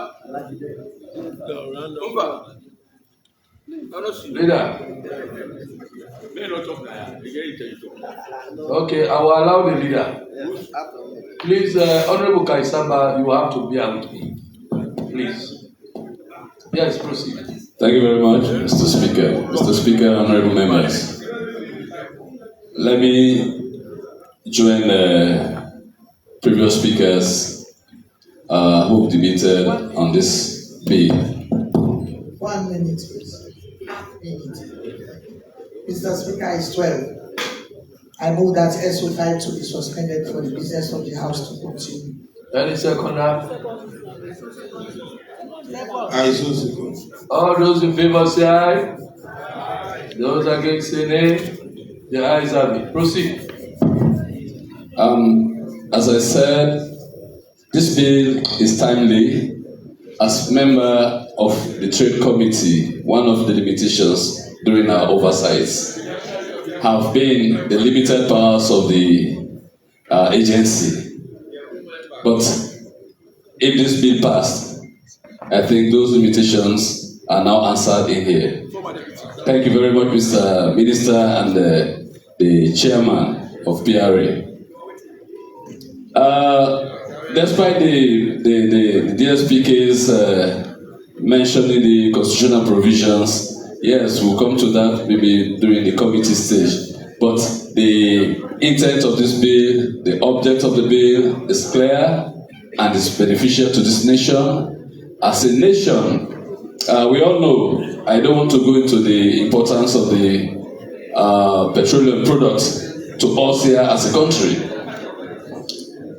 We are a country that solely dependent on thermal production of energy, of which petroleum products are the sole provider of that energy. We pray that as we have started as a government, we fall back heavily on the renewable energy that will save us from the quagmire of petroleum product shortage in this country. The provisions in this bill of the authority, of course, a lot of speakers have mentioned that the efficiency of the regulatory aspect of the authority, because we have had lots of problems with regulating petroleum products by sales individuals, companies, the producers, the wholesalers, the retailers. But with this one, wherein offices, staff are scattered all over this country to monitor the efficiency of the sales and the distribution of the petroleum products. It will maximize also, as I said, this bill when passed, the powers of the authority, especially to enforce. Licenses are a major aspect of limitations for the agency for the past years we have observed and mentioned as challenges to the agency. But as I said again, thank you, the proactive minister who is known for hard work. Mr. Speaker, honorable members, petroleum products, I still want to reiterate that they are very, very important as a nation to us, and its either distribution purchase has to be very, very robust, has to be very efficient if we are to make headway in terms of energy and transportation means. As one of my colleagues or the leader on the other side said, when there is a problem with petroleum shortage or hike in price of petroleum products, it affects all aspects of other commodities. Because if you ask the retailer, the supplier, whoever, there is hike in the price of petroleum products. So when we have an efficient management or regulations of the petroleum products, as a country, as a nation, I think we'll be there. Of course, a lot have been mentioned about the importance of the petroleum product. Mr. Chairman, Mr. Minister, when this bill is passed, of course, the committee, where we had limitations, we expect that those limitations, with now the authorities, the powers expanded all over this country, your rule will be very, very efficient. On that note, I want to thank Mr. Speaker, honorable members. Thank you very much. Honorable Fa.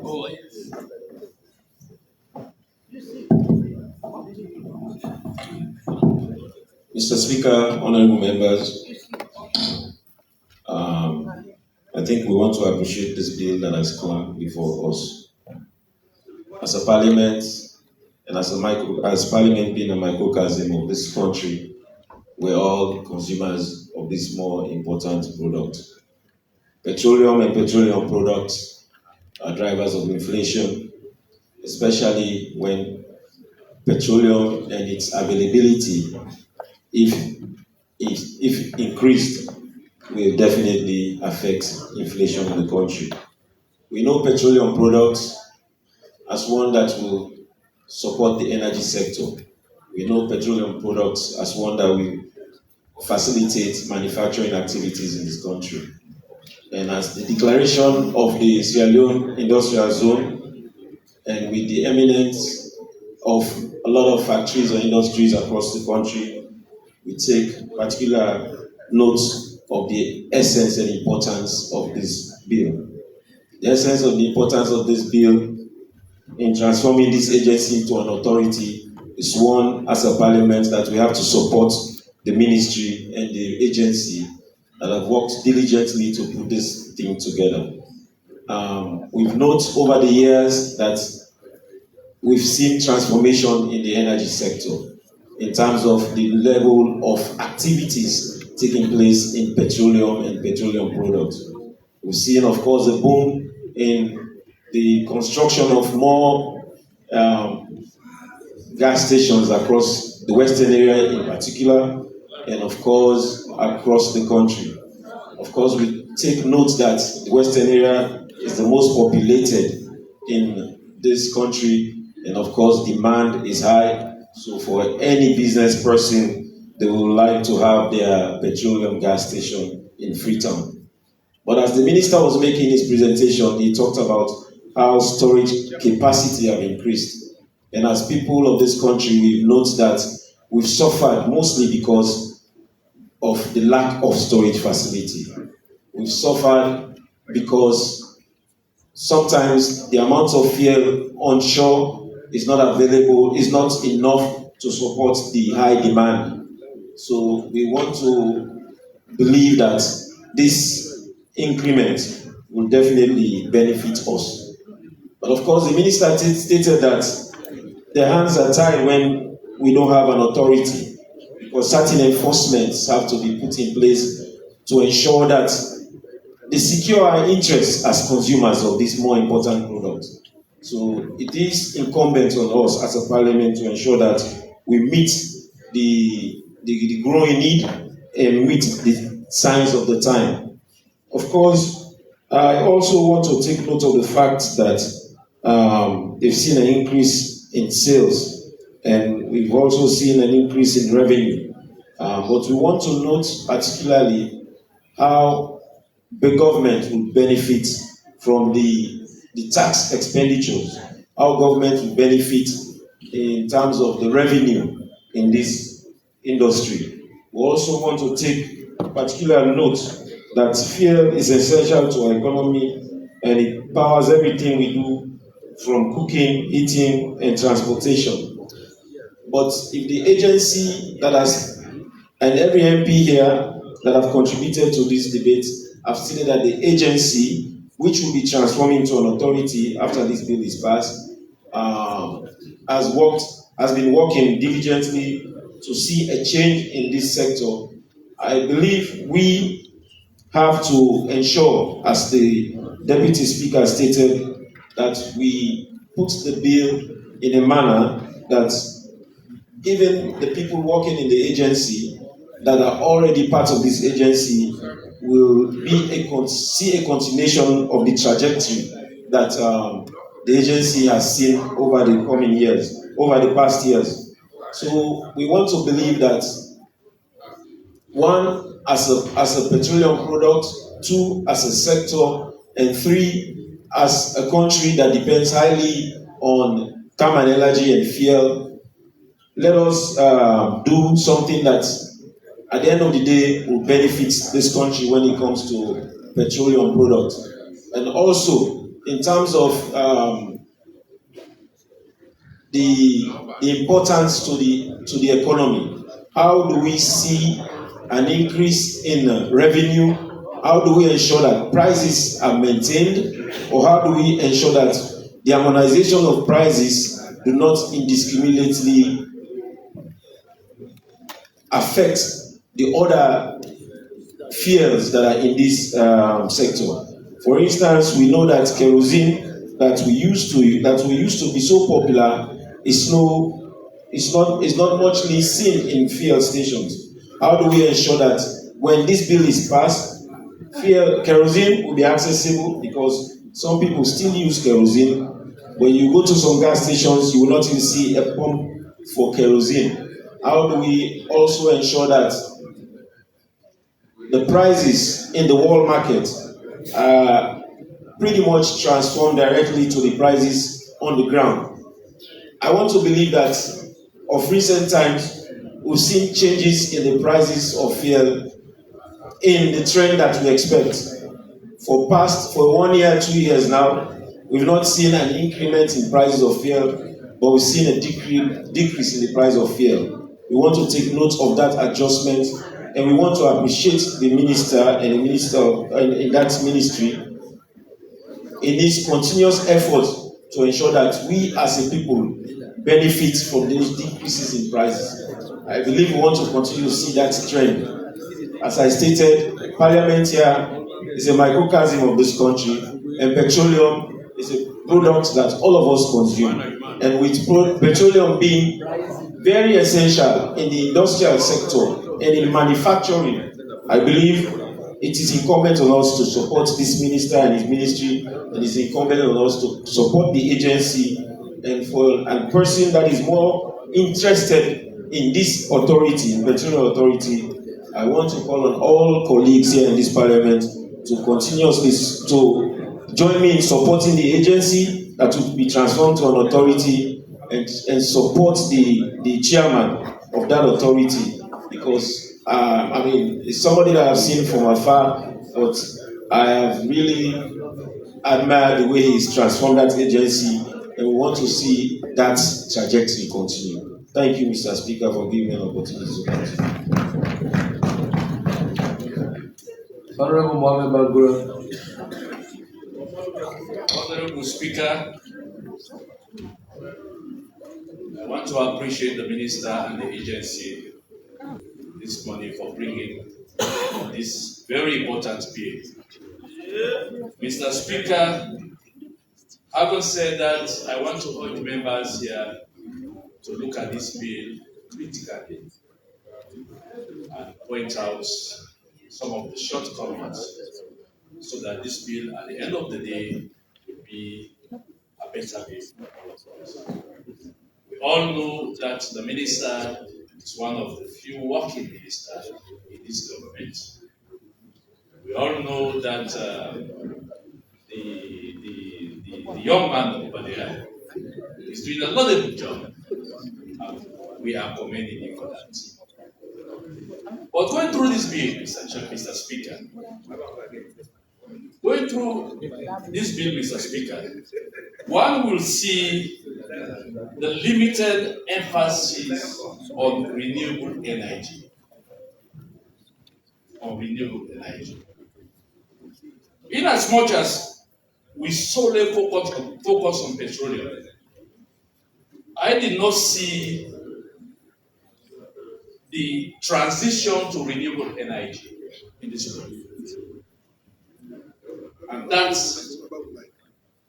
would be a big mistake for us as a country, because we'll be left out to this great important opportunity. Mr. Speaker, ambiguity in price formula in this bill. While the Act established a formula, Section 60, it does not provide specific mechanism for arbitrary adjustments, manipulation of prices. It does not at all. So that has to be taken into account.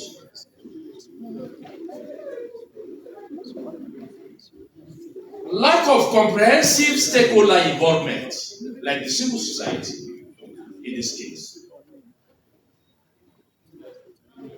We want to see the civil society involvement into this process, into this bill. Let it be very clear, their role in this bill. Mr. Speaker, honorable members, having said that, the bill in entirety is a good bill. But as I said earlier on, we must look at the gray area. We must look at the gray area. And those gray areas are some of those that are already highlighted. But when we come to the next stage of this bill, I will talk more on that.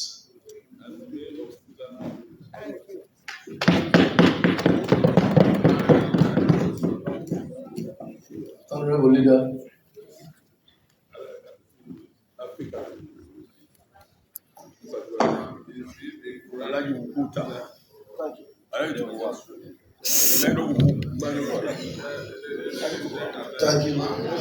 Thank you very much, Mr. Speaker. Mr. Speaker, honorable members, I want to begin by thanking the Minister for presenting this bill to us.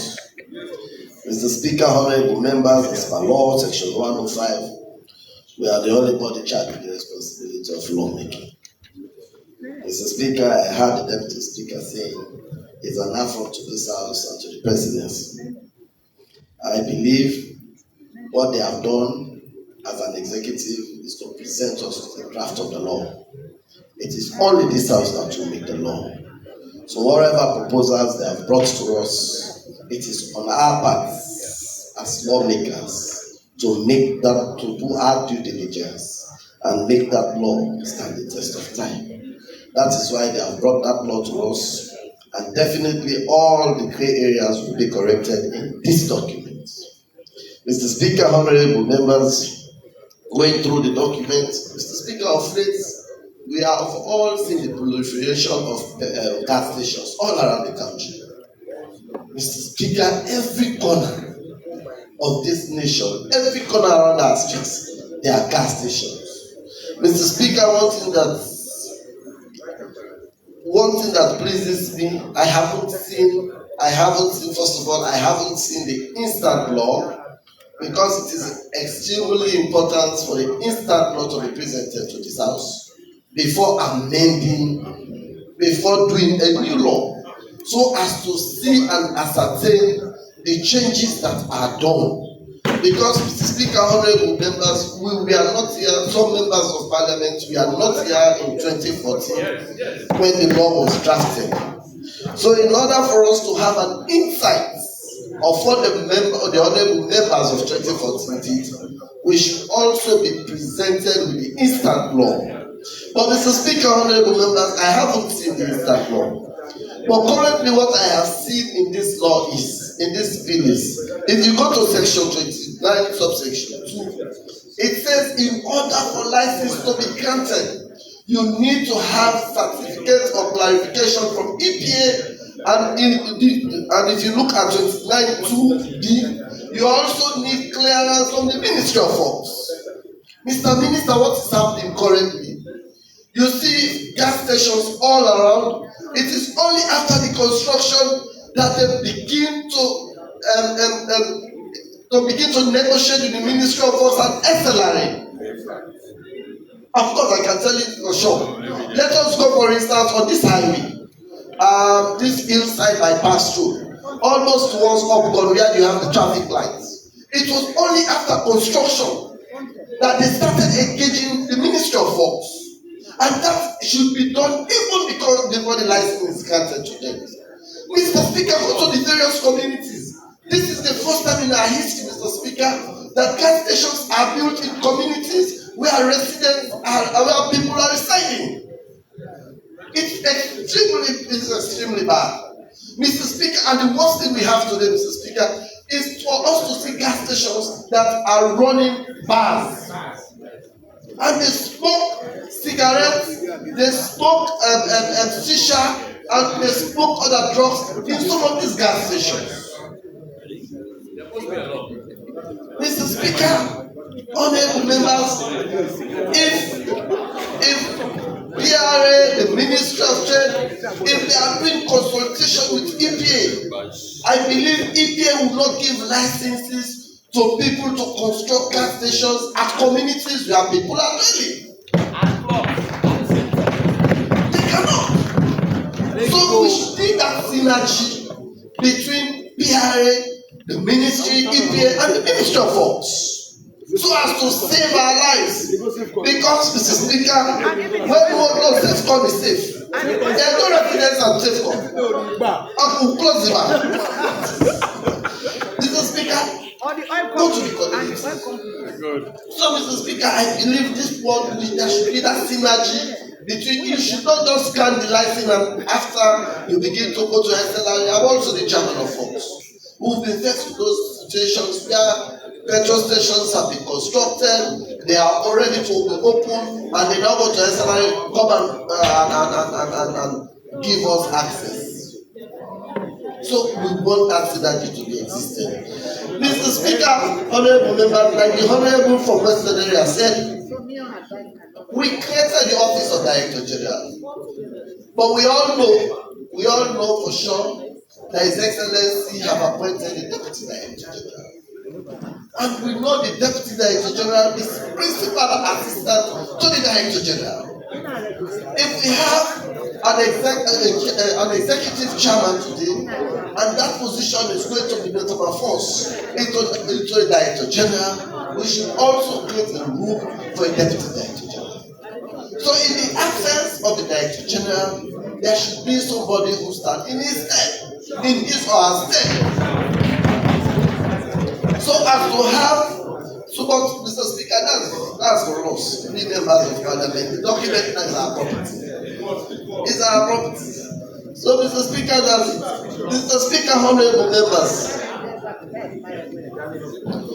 Mr. Speaker, if you read section 32, section 30, subsection 2, 32, sub 32, determination. Yes, that's it. Look at it. Sorry. If you look at it, Mr. Speaker, you have given yourself the DRA have said any other document that is required. That's also a rule for them to disadvantage anybody. We should make it extremely very clear about the determination, the requirements, and we should not leave any room for mischief. Let us assume today I am a good friend of Mr. Balua. He can give me the requirements and I pass them. And let us assume today the next Director General is not my friend. And I intend to get a certificate for me. No, it's an assumption. No, I'm saying, and the next today he's my friend, and he'll continue being my friend until his tenure ends. Let us say tomorrow I leave this place, and the next Director General will maybe in the future. The next Director General, I don't know him, and I go to him, and he gives me other requirements that are not within the law. That's so that I cannot be qualified to hold a gas station. So, Mr. Speaker, honorable members, we should be very clear. We should be very clear. We should be very clear as of the requirements, so that we know when once we take the act. If you are not stationed in Sierra Leone, when once you read the act, you should be able to know that these and these are what you need to open a gas station. Mr. Speaker, having said that, of course, we have said in this parliament, there is no way we create offices of states and we tie them down to the presidency of this parliament. There is no way. The reason why we don't tie them, so as to allow future presidents to have a say on people that will help him in achieving his agenda. Because, Mr. Speaker, if we now give the positions for 5 years, for instance, and the bosses that hold these offices for 5 years, and we now have a new elections in 2028 and have a new president, and the president and the offices are tied to 5 years, the president will not have an opportunity to have some other process that is deemed fit. The offices will be tied to the state.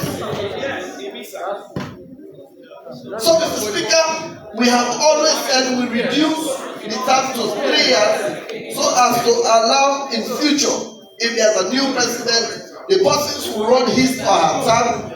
The person will run his or her term for 3 years, whilst the president still have time to appoint another person to serve.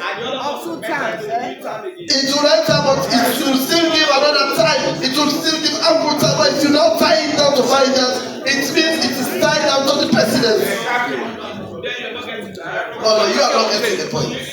No, 3 years. It's a 10 years. That's what I'm saying. We will not get offices that are tied down to the tenure of the presidency or to this parliament. We don't tie down offices from 10 years of the presidency or to this parliament. Now what this bill is saying that the Director General shall hold office for 5 years. That's time his office to the presidency or to that of this parliament. So, Mr. Speaker, honorable members, we are going to sign this document. This document is before us, Mr. Minister. I know for sure you've been complaining that when documents are brought here, Parliament does, but we have the powers to make law. You are bringing here proposals. This is our baby. You have done yours. We are going to do ours as representatives of the people. We are going to make sure, as experienced lawmakers, we tidy up the document so that it can stand the test of time. Thank you very much, Mr. Speaker. Thank you very much, Mr. Minister, for the presentation. The leader of the opposition.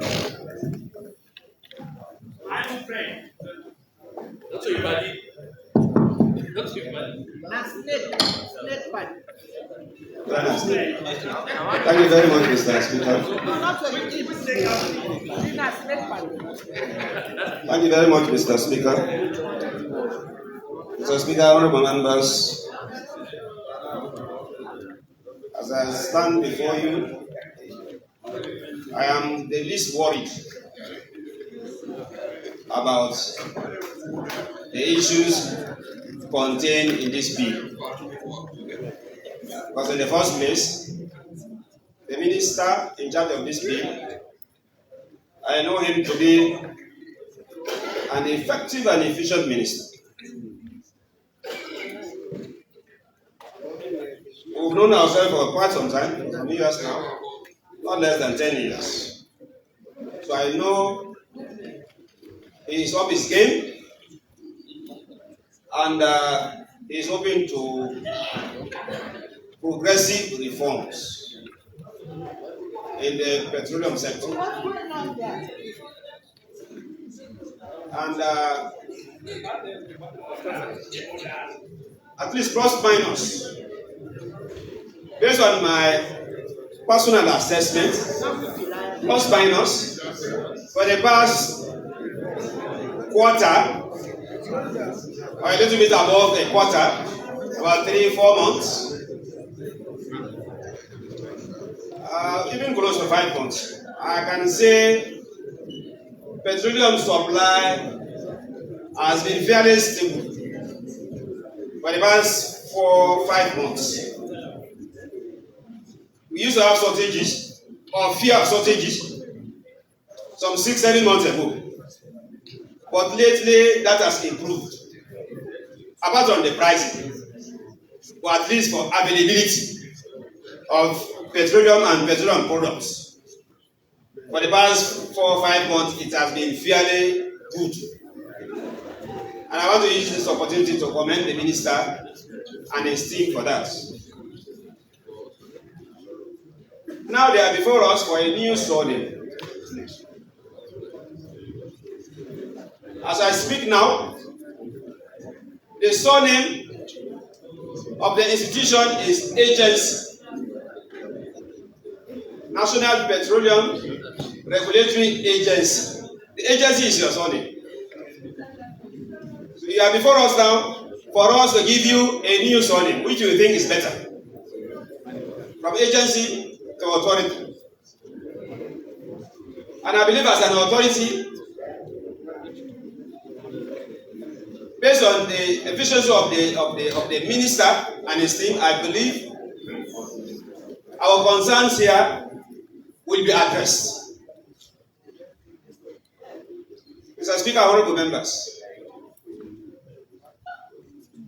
petroleum supply generally, for me, and what I've been hearing from my constituents and from Sierra Leoneans generally, one of the key solutions for steady supply of petroleum products is adequate storage facility. Adequate storage, and not only the storage, but adequate use of that storage. We need to have enough space for storage, and we need to fill those spaces to make sure that plus or minus, if there is no further shipping for even 3 months, we can be safe. If there is crisis internationally, we can be safe for even 6 months. Mr. Speaker, through you, sir, I want Mr. Minister in his response to address that issue and give word to the Sierra Leoneans regarding the storage and the use of the storage for a steady supply of petroleum products for a certain given period of time. Let him assure us that based on my policies, if I'm giving a news warning from agency to authority, I will ensure that we have enough petroleum that can serve our system for 6 months without no new supply, even in the event of crisis, we are safe for 6 months. If that is done, then you work towards that. I think it will be better. Sometimes,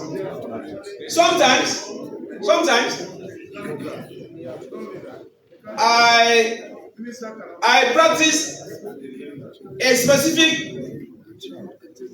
standards in running my car. I was unable to continue, but I believe it's the best system. If only I had continued that manner. I always considered half tank as empty tank. I did that for 3 months. I was unable to continue. But I disciplined myself. I said from now on, I will consider half tank as empty tank. So whenever my tank is half tank, I will consider it as empty tank. I will buy more fuel for my car. So by so doing, even in the event of emergency, there will be no issue for you. Rather than walking towards quarter tank or below quarter tank or how do you call that thing? The red gauge as empty tank. Before you imagine and say, let me buy fuel. In such a situation, in terms of emergency, you will not be safe. Mr. Speaker, honorable members, can the minister adopt that system by considering half tank of petroleum supply in Sierra Leone as empty tank? Can you? No, it's the minister. The minister is piloting, not the Director General. And the implementing and the supervising entity is the ministry. So through Mr. Speaker, I believe it's the Mr. Minister that can address us, and it's before us now. Can we adopt that system by considering half tank of petroleum supply in this country as empty tank and work towards above half tank? That will save us for the next 6 months. In the event of any international emergency, we will be safe. But if we continue to consider below quarter tank, in the event of emergency, it will be difficult. You need to respond to that, sir. Mr. Speaker, honorable members, when I read through the bill, I suspect an ambush.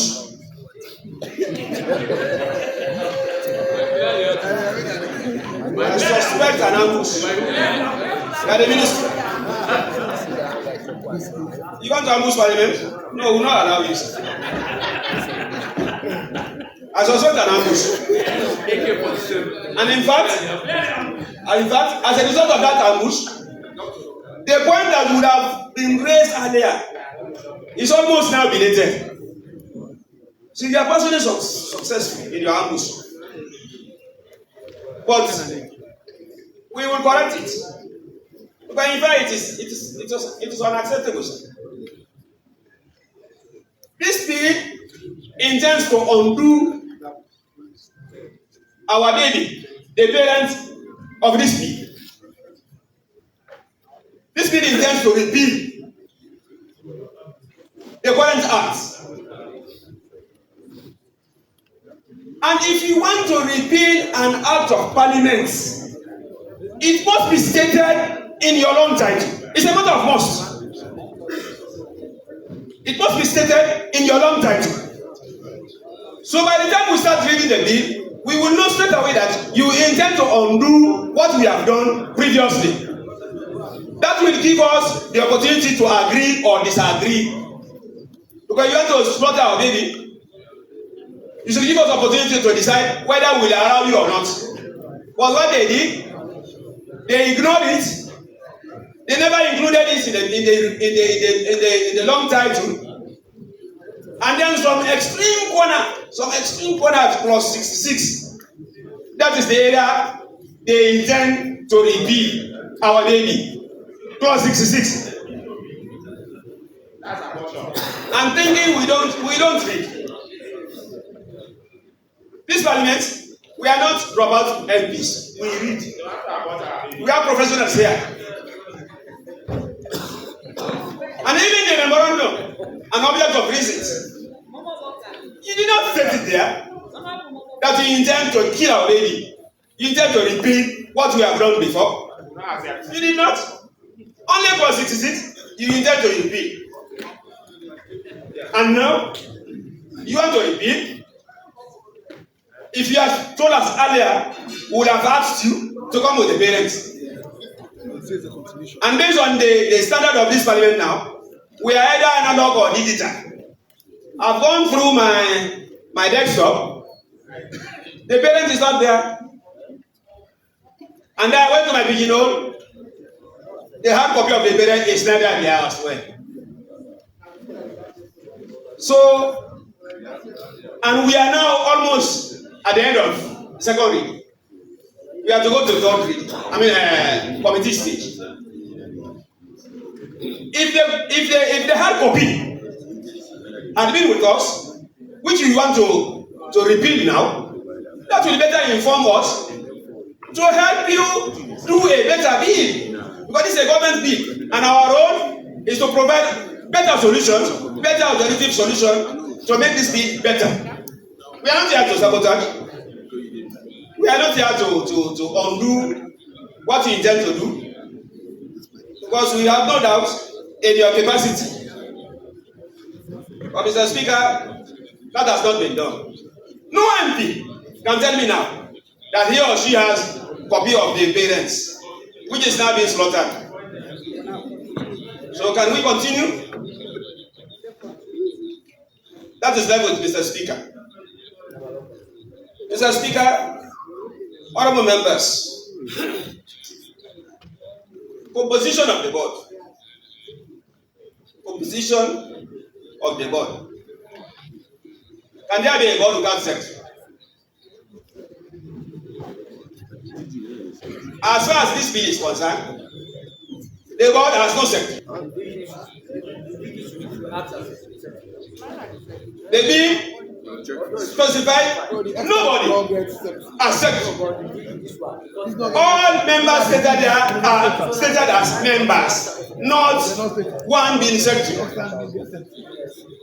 That is against our standard. But thankfully, the bill is now our property. But the problem is, by taking one out of the list to be secretary will alter the number of membership of the board, and by extension the quorum. And also we need to consider in the event of equality of votes. So therefore we cannot encourage even number. We always encourage odd numbers. So in the event of equality of votes, the chairman will have a casting vote. But in this case, no secretary to the board. Maybe the one that is supposed to be secretary is portraying himself as member of the board, and the secretary cannot be member of the board. We need to take note of that. Mr. Speaker, honorable members, another area of ambush. Another area we can see, we can read. Another area of ambush is the area of the other financial provisions. Financial provisions. This bill is trying to allow over expenditure of what has been allocated to and approved by Parliament. In clause 23, sub clause 2 of clause 23, it is allowing PRA to overspend above what has been approved by Parliament. And above all, what it says that say, only the board can approve over expenditure. So by passing it in this way, over expenditure will be legalized, and then only the board can approve over expenditure. And as far as I'm concerned, based on section 105, Parliament having the power of the course, only Parliament can approve over expenditure through supplementary budget. Any other procedure is unparliamentary, it is illegal, it's unacceptable. So I'm drawing the attention of honorable members to that provision. It's another ambush to take away our powers of over expenditure through supplementary budget. If there is need for over expenditure, we can do so through supplementary budget, not by the board of PRA. We cannot accept that. Mr. Speaker, honorable members, you and I know very well that we went through the daughter of Justice Tola Thompson. Leone Thompson, when you copy and paste, you are in trouble. For Leone Thompson. You copy and paste, you are in trouble. You plagiarize, you are in trouble. You have to state how you understand the particular issue, not copy and paste. Mr. Speaker, honorable members, plus 24, so plus 4, I suspect copy and paste. And if that is proven, it will have serious consequences. Exposure. I suspect copy and paste that. So plus 4 of plus 24, copy and paste. This is not a copy and paste parliament. A typo, no. A typo? Yes. That's why I said I suspect. My suspicion may be wrong. It may be proven or disproven. Postal service. But it seems to be a clear copy and paste. But nevertheless, we can turn it the other way around. We can cross, we can expunge, and make it better. That is our role. Because I believe, before this bill leaves us here, it's better it goes out of this parliament as a law, subject to the assent of the president. Because our responsibility here is to make sure Ministry of Trade succeeds, PRA succeeds, and our people succeed by getting access to petroleum products on demand, not as and when it is available. It should be there, it should be affordable, but above all, it should be accessible. We should be able to get it on demand at any time we wish to. So on that note, Mr. Speaker, honorable members, there are so many issues which can better be addressed on the committee stage. And my knife is sharp.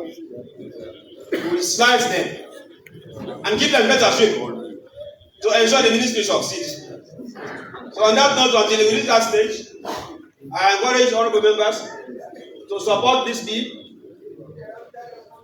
in order to make it better for the interest of this country.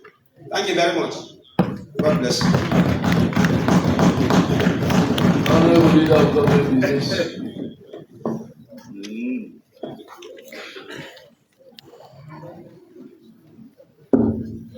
Mr. Speaker, honorable colleagues, I thank you very much for your contributions towards this important bill we have in front of us. For Mr. Minister, let me commend you for bringing us to speed in trying to sanitize the sector.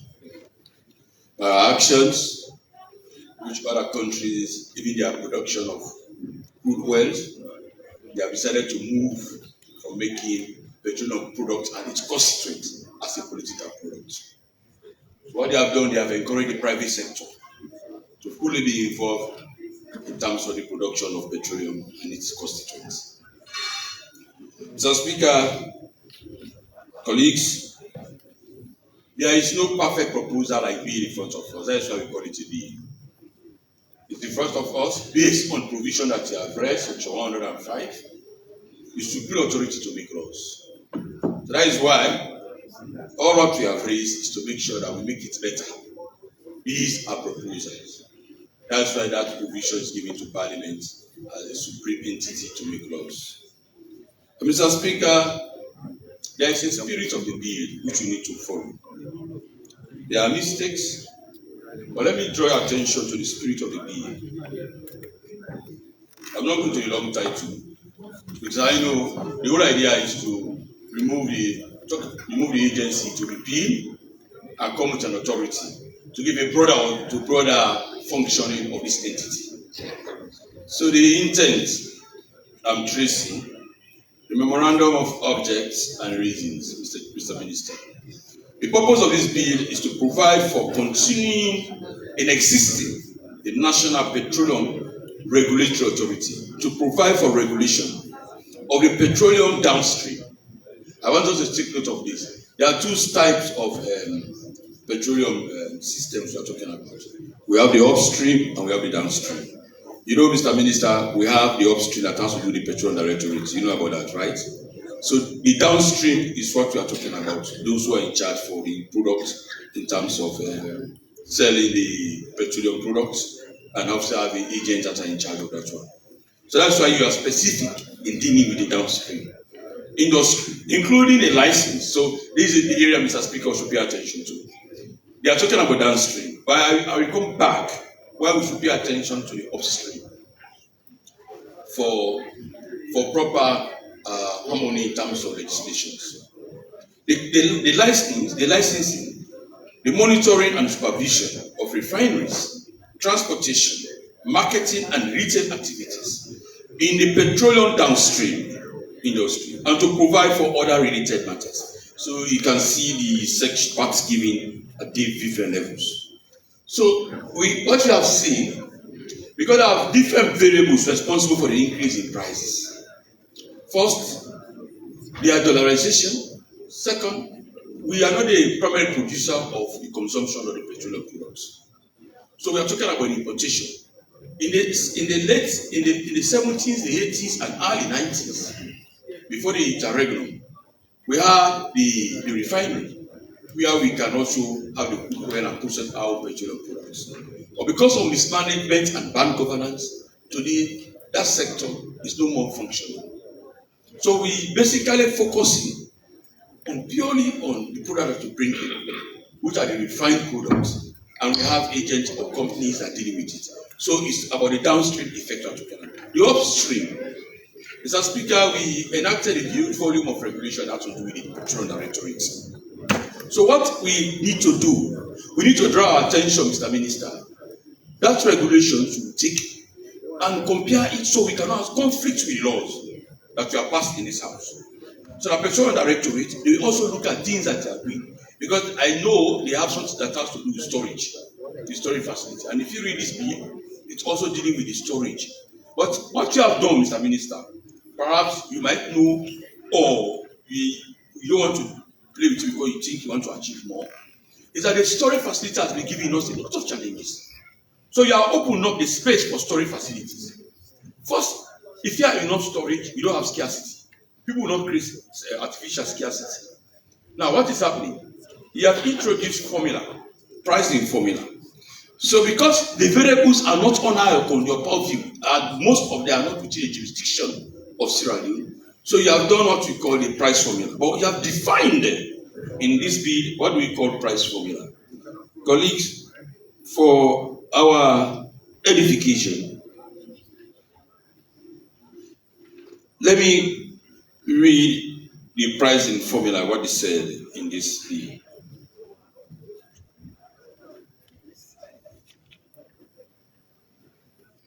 Just a minute.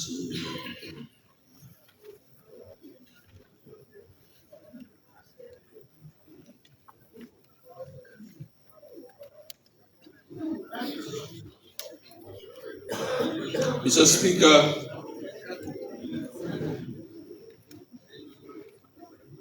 first, we said the petroleum service that has to do first with the refinery. As I said, the refinery has purely due to deal with the license to refine crude oil into the petroleum product. That is one. But further went in formulating the price formula to take care of all of the factors and the variables that keeps on changing the pump price that affects all of us. And we said, if this is the case, we are charged the responsibility of having a price formula that can always affect us. Mr. Speaker, honorable colleagues, In the pricing formula,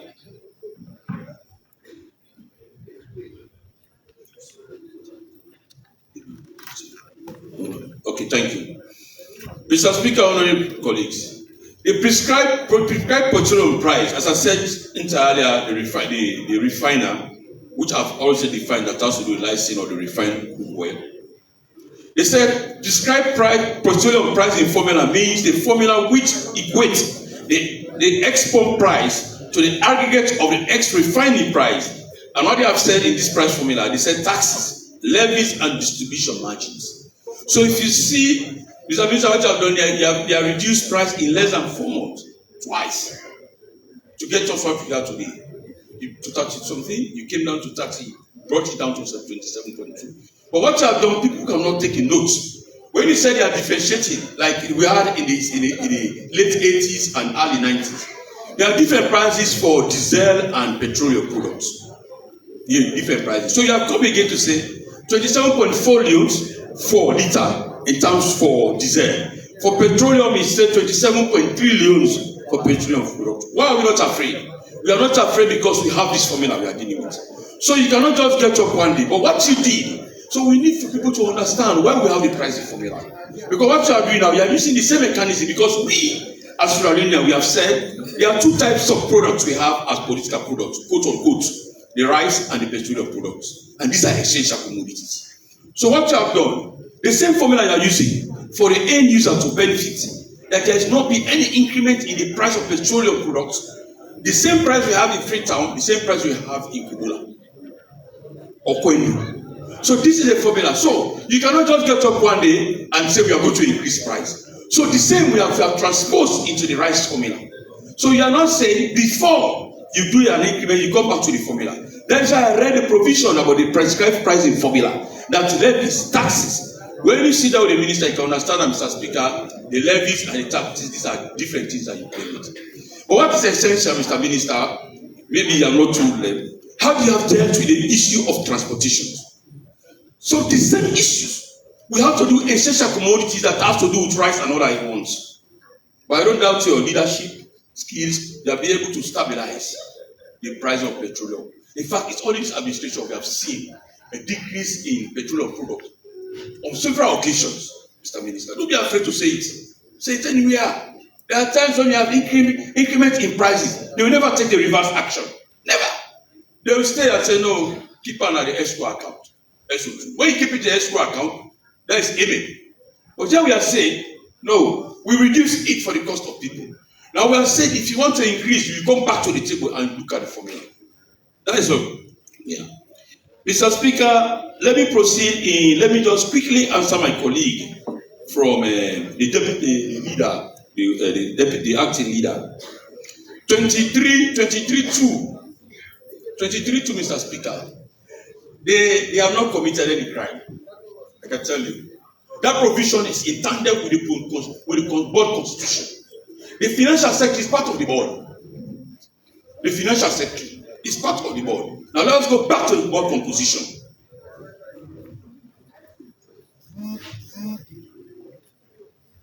If you go to page 6, side notes, board of authority.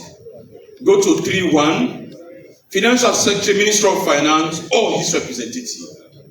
So what they are saying, go back to 23.2. 23.2. They say the authority shall not incur any expenditure. They have established that one.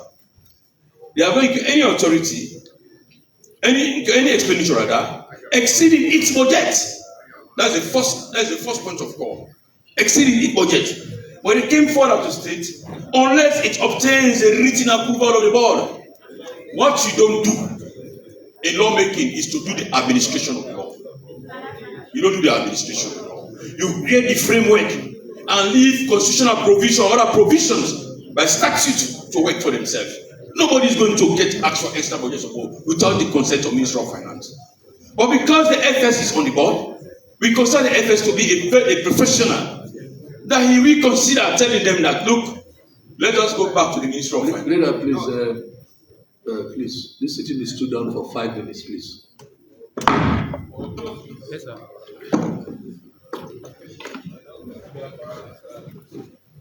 Yes, sir. To allow me and the minister.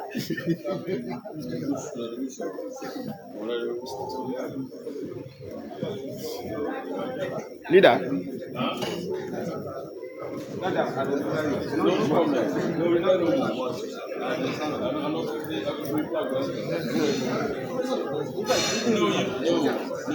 They come back to Paris. When I know we can see one for extra. So it's their friend. So no, I mean, you know, it comes from the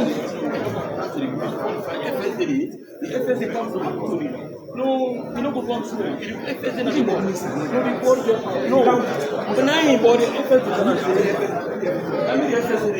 No,